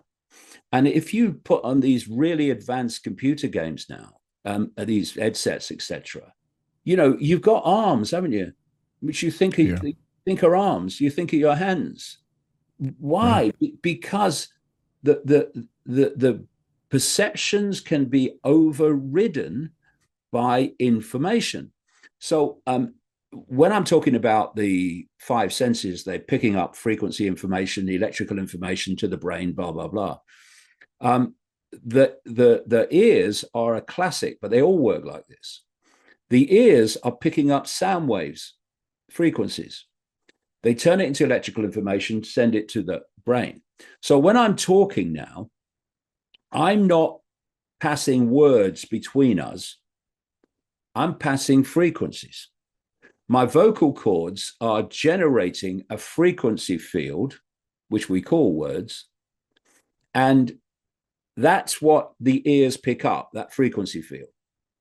They then pass it to the brain in the form of electrical signals, and the brain decodes the frequency or the electrical information into the words we think we are hearing. And that's how the communication's going on. Everything is frequency. It's like Nikola Tesla said, if you want to understand the universe, then think of frequency and vibration. Exactly. We live in this ocean of frequencies. Now, if you're introducing 5G towers, 6G towers to come, being pushed by Trump in the last couple of weeks or so, right? And you've got Musk and Bezos and other satellites beaming electromagnetic fields at you, thousands of them and more to come. Then we're not just in a field of an ocean of, for want of a word, natural interaction of frequencies. We've had this massive introduction of technologically generated frequencies, and therefore it's imposing and impacting upon the human mind, human perception. In the roadmap, I quote a whistleblower from China. This is some years ago he spoke, who said that the Chinese are already basically dictating thought through electromagnetic fields. Because what is the brain? It is processing information electrically and electromagnetically. And if you can get access to that field, you can impact what it thinks and how it processes that information. And in terms of what's happening now with the whole AI thing, it's that they're creating a massive global electromagnetic field through the towers, but massively from the low orbit satellites of people like Musk and SpaceX, through which they are creating a hive mind to dictate global perception. And although the Chinese, this guy said, are doing it directly, electromagnetic field to electromagnetic field, if you've got kit like nano stuff in the body that operates as a receiver, of this hive mind electromagnetic field, then it's even more powerful. And that, for me, is what the COVID fake vaccine was all about. It was putting this nanotech into people, which is self-replicating. I've been in contact since then with many scientists and groups around the world that have been studying this and looking through electron microscopes at the self-replicating nanotechnology building systems in the body. And one of the things they found, it was a group in Spain called La Quinta Columna, which means fifth column in English. And they came out quite early when the fake vaccines started rolling out and said there's something in the vials called graphene oxide. Now, graphene oxide is a relatively new, at least publicly new, substance. And it has two particular qualities, there's many others too, that suit the cult. One is it amplifies electromagnetic fields. So if you've got graphene oxide in the body, it will amplify the effect on the body of an electromagnetic field that you come into contact with. And the other thing is it's a superconductor of electricity. And you have the brain processing information electrically. And if you can interfere with that, then you're dictating perception and you're stopping the brain coming to its natural, if you like, natural conclusions of how it sees the world or how it sees a situation. And what they, many people have explained this, how they use this gel to trick the immune system into allowing this crap into the body, and then it starts forming systems. And it also, it is said by these people who studied it, it's entering the brain through the blood-brain barrier, and which should protect the brain from external foreign bodies. And as a result, it's getting in the brain, and it's changing the way that people process information. And this nanotechnology is, on one level, it's the receiver system of the hive mind, which, if you have an electromagnetic field, you can pass frequencies through it. And what are frequencies? They're information. That's, I mean, we have television and radio, all this stuff, because frequency carries information through electromagnetic fields. And the idea is that this nanotechnology receives it, and then the body processes it into a state of reality. And so, people might understand why I have been screaming from the rooftops that this is the game. This is where we're heading. Kurzweil's talking about this happening by 2030. It's already happening. And all this diversion stuff that Trump's involved in, although there are other reasons for that as well, but it's a massive diversion. It's getting you to look that way while actually the real deal's going on here. You know, you think about some of the science fiction over the years, and just as you were talking about keeping us in this state of entropy where everyone's fighting and the chaos. You can go back to the 1960s. There was a Star Trek episode in the original series called Day of the Dove, where there was like this non-corporeal entity that was feeding off of the negative energy of the Federation and the Klingons by keeping them in a perpetual state of war. Yeah. There's been, so many examples of this, right? And to keep us in this constant state of chaos in order to feed this beast. Did you believe the AI piece of this further amplifies that? It makes it even more. Well, basically, AI becomes louche on tap. You don't have to manipulate information and even events to get get people into a low vibrational state. You just make sure they are, because AI is doing their thinking for them. And So just you don't have to rely on false flags and put a massive information war together. You can rely on just turning on the spigot. Yeah, that's the game, and this is where they want to go. But one very, very quick thing I need to mention is, like I said earlier, what is death? Okay, so the consciousness enters the body for a human life. Then the body, as I have written in the books, is actually a program. It's a perceptual program.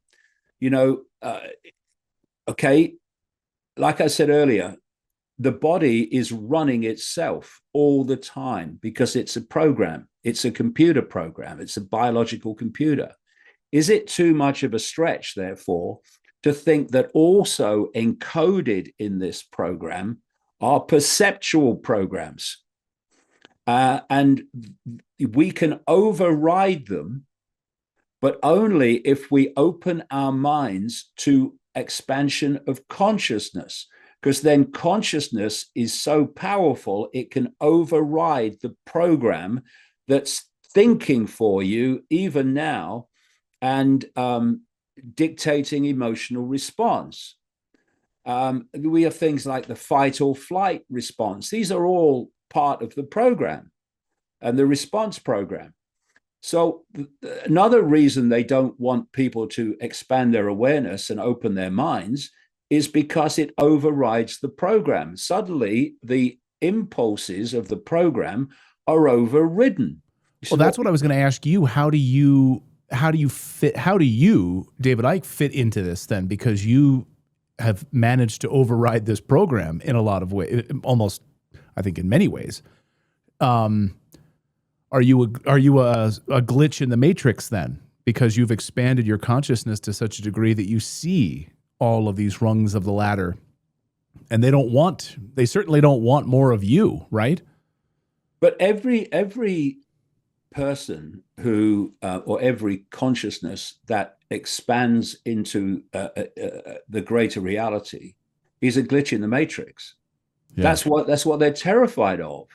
They're terrified of the whole Neo character in the Matrix movies was like a glitch in the matrix, big expansion of awareness of actually what the game is and what this reality is. That alone kind of is massively destructive for the matrix itself.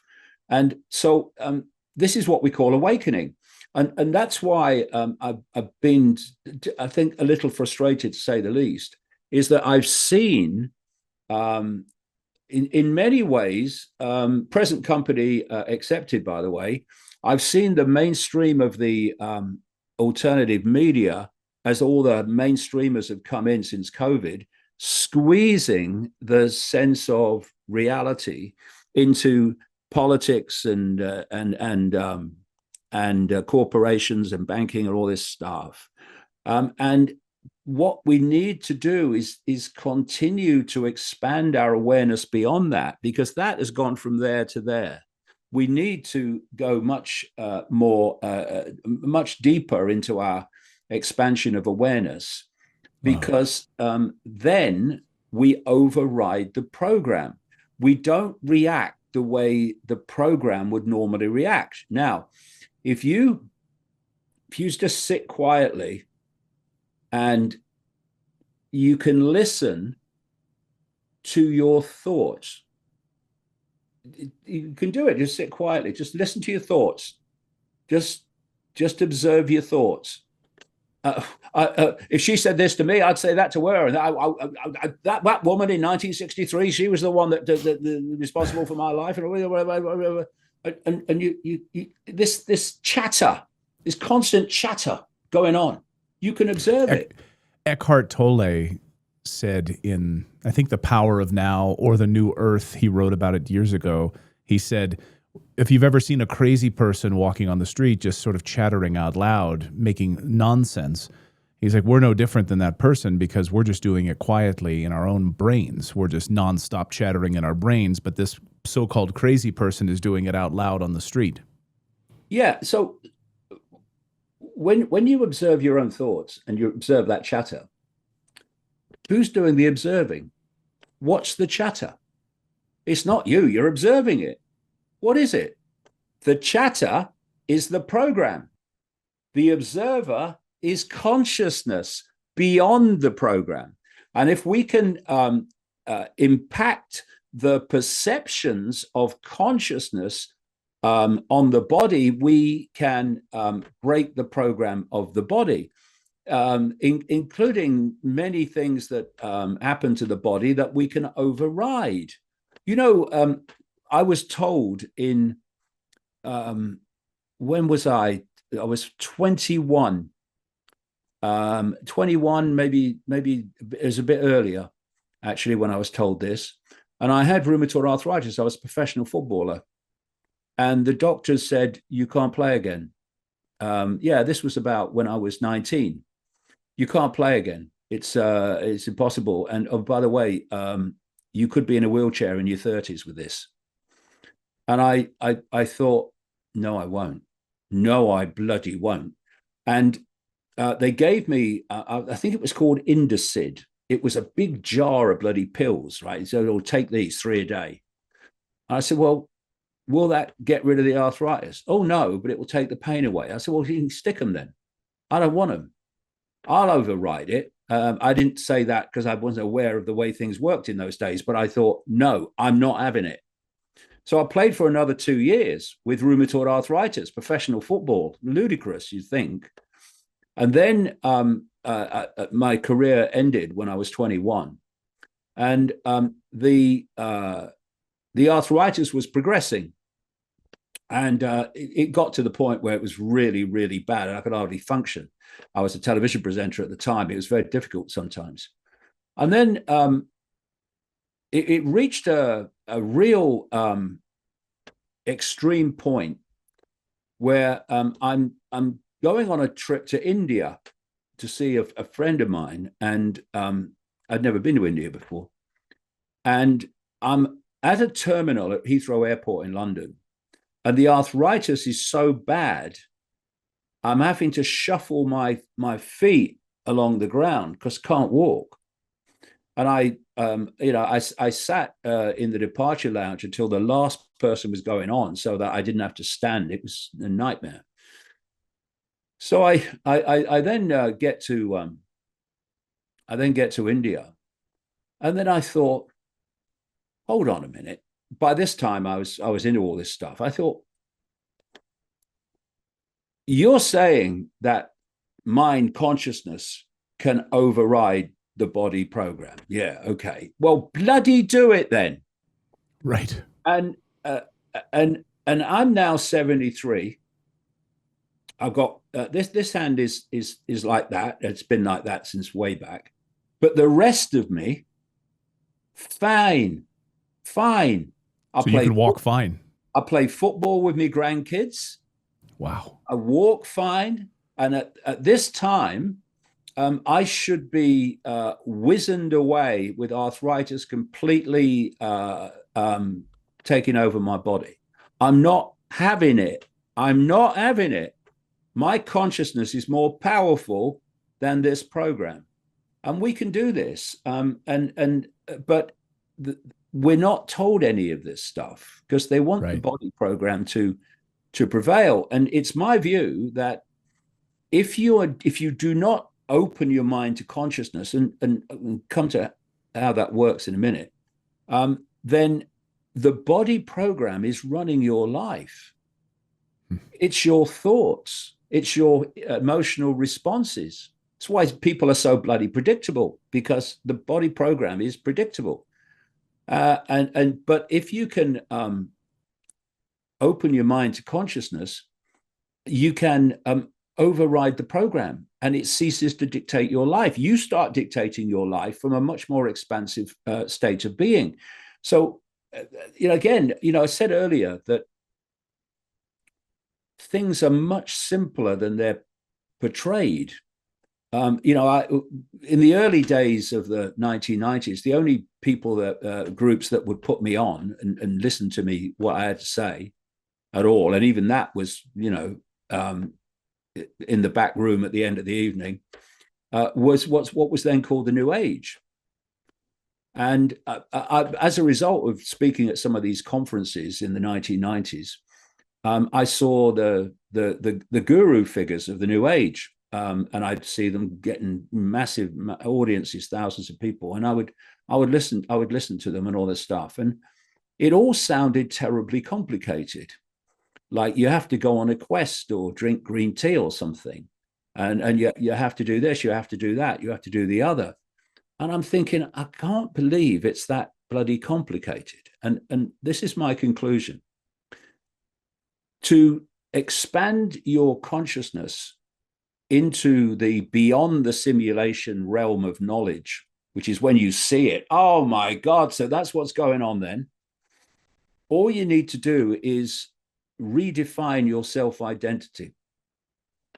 If you self-identify with being human, not as an experience, that's what it is, but as an I, you enter the realm of severe limitation, of I can't, of it's not possible.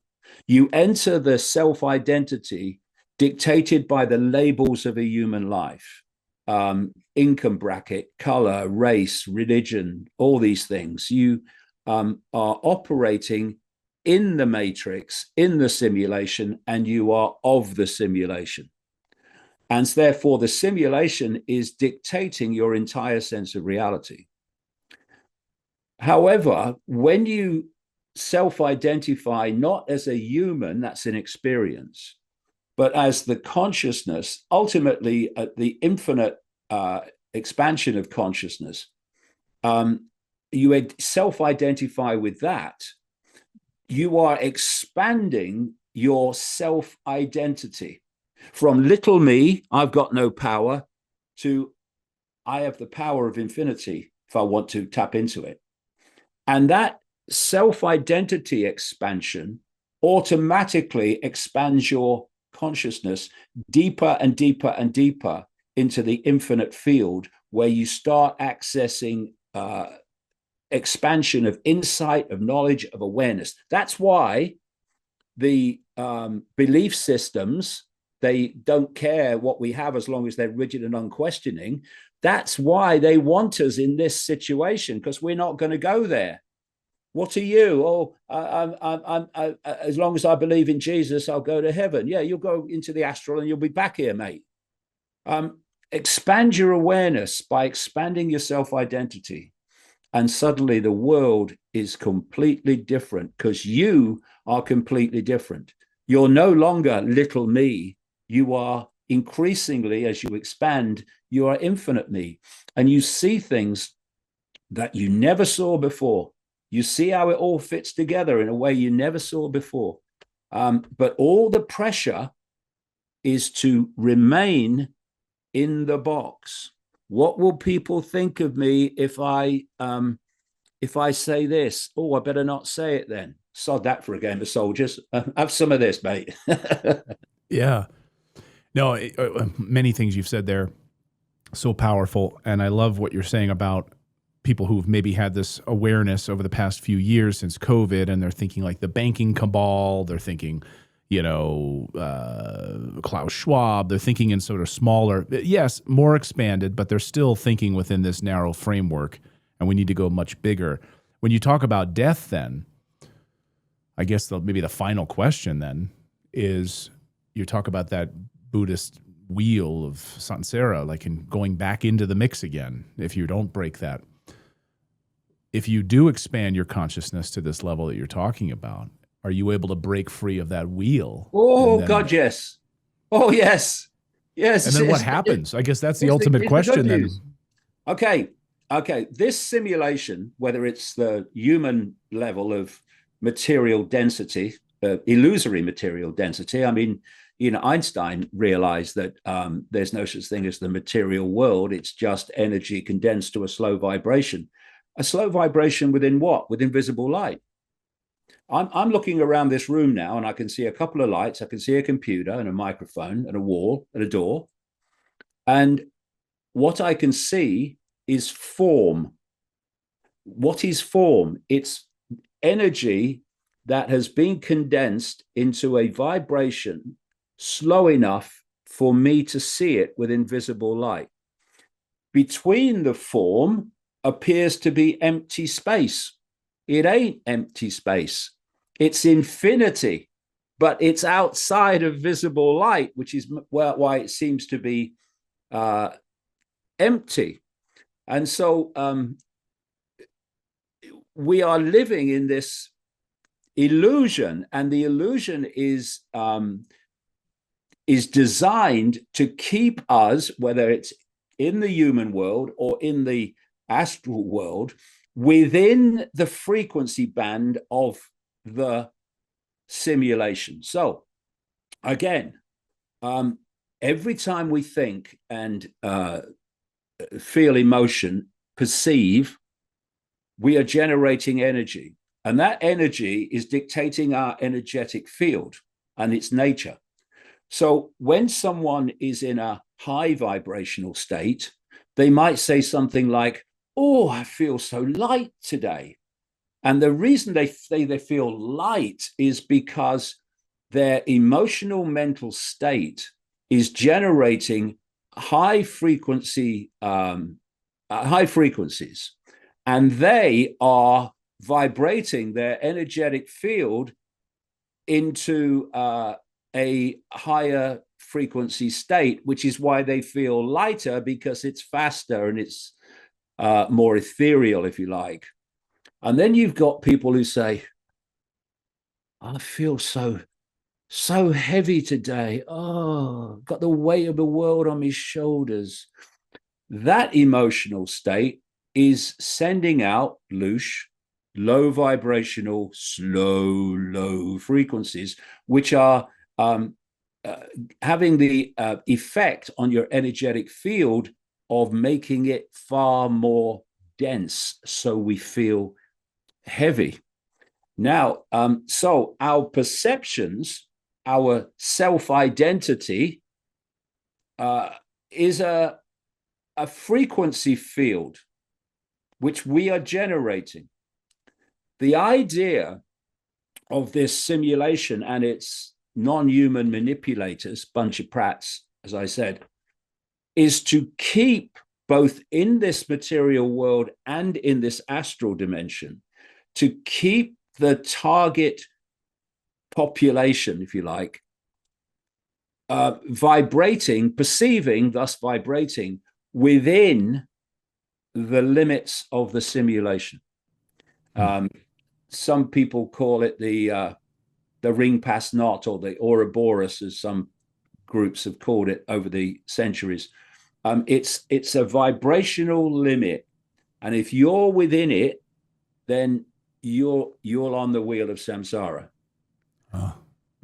Because what did the Buddhists say? Joy or sadness. Yeah, you're still within that range.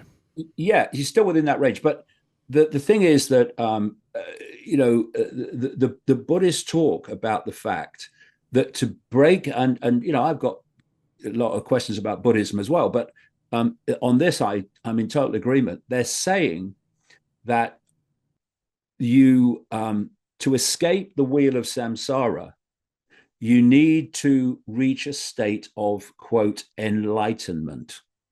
What does that mean?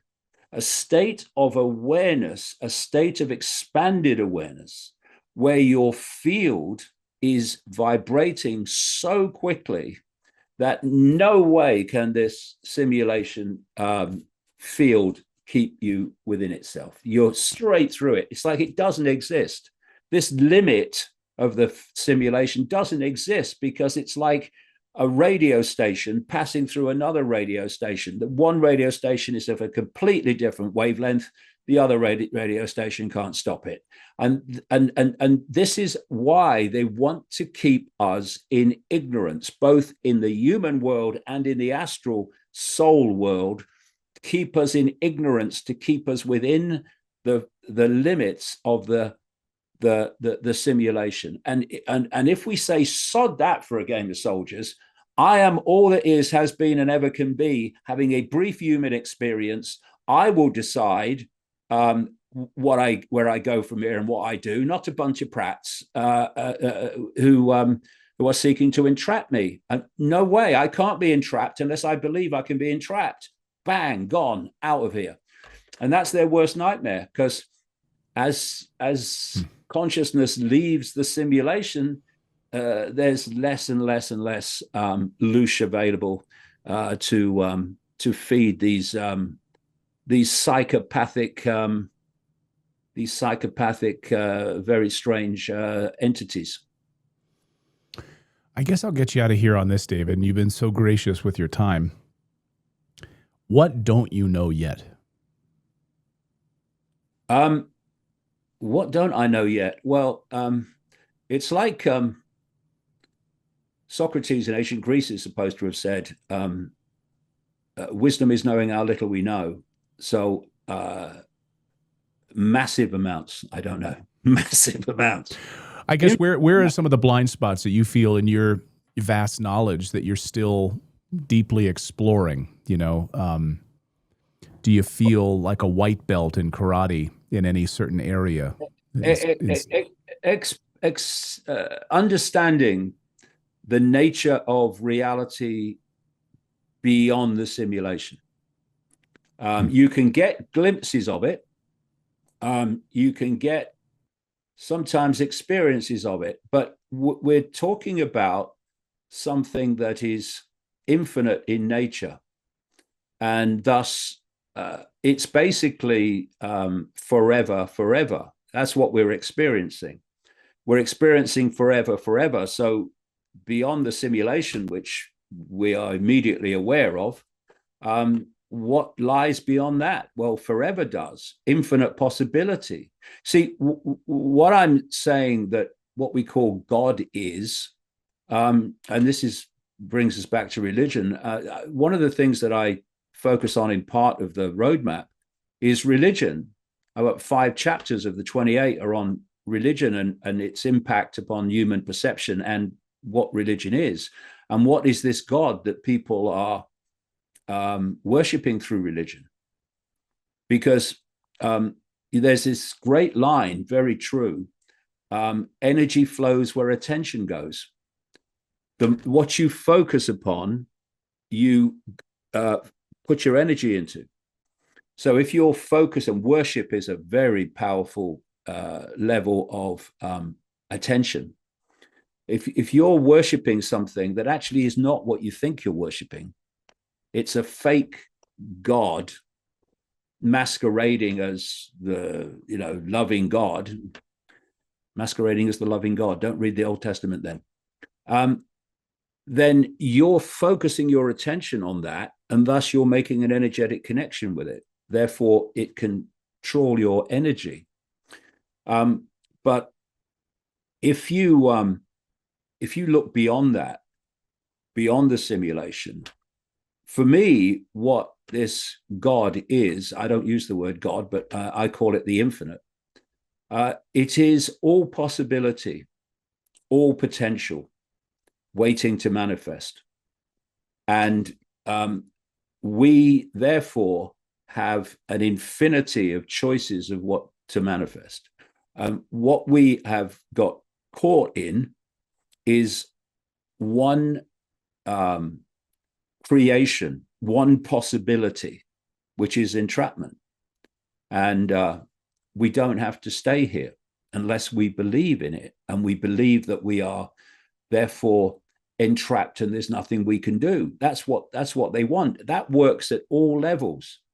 Look at what I said earlier about Elon Musk. Human AI fusion is inevitable.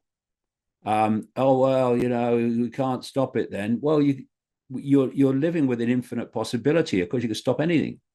You can create anything. You can stop anything. You can do anything you bloody like, but only if you know that you can. If you don't, you'll be limited by the limits of your perception of what is possible. It's like there's a guy, I think it was called Schopenhauer, who said something, words to the effect of, people basically misunderstand the limits of possibility with the limits of their own mind. The limits of possibility compared with the limits of the sense of the possible. They're not the same. If you talk to most human beings about the limit of possibility, then it's going to be here somewhere. But when you expand your awareness into the realms of of infinity beyond the simulation, you realize that anything becomes possible, because you're dealing with all possibility. When people talk about God being all that is, has been, and ever can be, and you think, well, that's impossible. What the human mind thinks is that's impossible. Nothing can be all that is, has been, and ever can be, because they think in terms of time, which is another illusion, by the way, which can be easily explained. But what is all that is, has been, and ever can be? What is it saying? All possibility. And if you're dealing with a realm of all possibility, you're dealing with all that is, all that has been, and all that can be, because all those are an expression of all possibility. And that's what we're living in. We're living in an infinity of all possibility. And what the simulation and its creators have done is put us in a box that limits our sense of the possible. And that's the only way that the few can control the many. Wow. The new documentary that David is a part of is called The Human Antenna, which covers a lot of this AI fusion. So I encourage people to, we'll have it linked up for people to go and watch that, but also read David's newest book called The Roadmap. Dive through all of his teachings, because I think once you go down this rabbit hole, you're never going back. You're never going back. And you can start to see all of these news stories, whether it's Trump in Greenland and Minnesota and all of these things. Once you understand that there's a higher level at play here, all of those things start to fall apart. It's really powerful. So I just want to thank you for expanding the consciousness of all of us, David, and all of your incredible work over the years, and your graciousness with your time tonight to be able to sit and talk with us. I really thank you. When you spent the last 36 years trying to get information out, it's no problem finding the time to talk to people like you, I tell you. Well, it's been my great honor and my great pleasure. So thank you, and I hope I get a chance to sit down with you face to face in the near future. I'll be in the UK over the summer, and I said I would love to sit down and go deeper. That'd be great. Wonderful, David. Thank you so much. Yeah, we got a studio in Derby in England, where iconic.com comes out. That's our media platform, and documentaries, etc., all about reality and everything else. So that would be a good place to do it. Oh, that would be wonderful. And now that you're back, I guess on YouTube, they've allowed you back, the powers that be. People need to dive in and start watching I think how many videos do you do a week? Is it 1 to 2 per week now? Well, I do quite a few. I mean, there's well over 1,000 videos on that platform now. A number of which were, of course, coming back. I was away for 5.5 years, banned from YouTube. But on that subject, if I could just mention one thing, please. The iconic.com, the media platform, has just released a film called Beneath the Surface, which you can see on my YouTube channel, and it's all about the satanic ritual, pedophilia, mind control, and how all that connects into what's happening in the world. So that's worth watching. Wonderful. We'll make sure we have Iconic linked up in the description so people can go and watch that film. David, thank you so much again. Really appreciate it. Thank you. Really, really great pleasure to talk to you. Cheers. Thank you so much, David. Bye. Bye.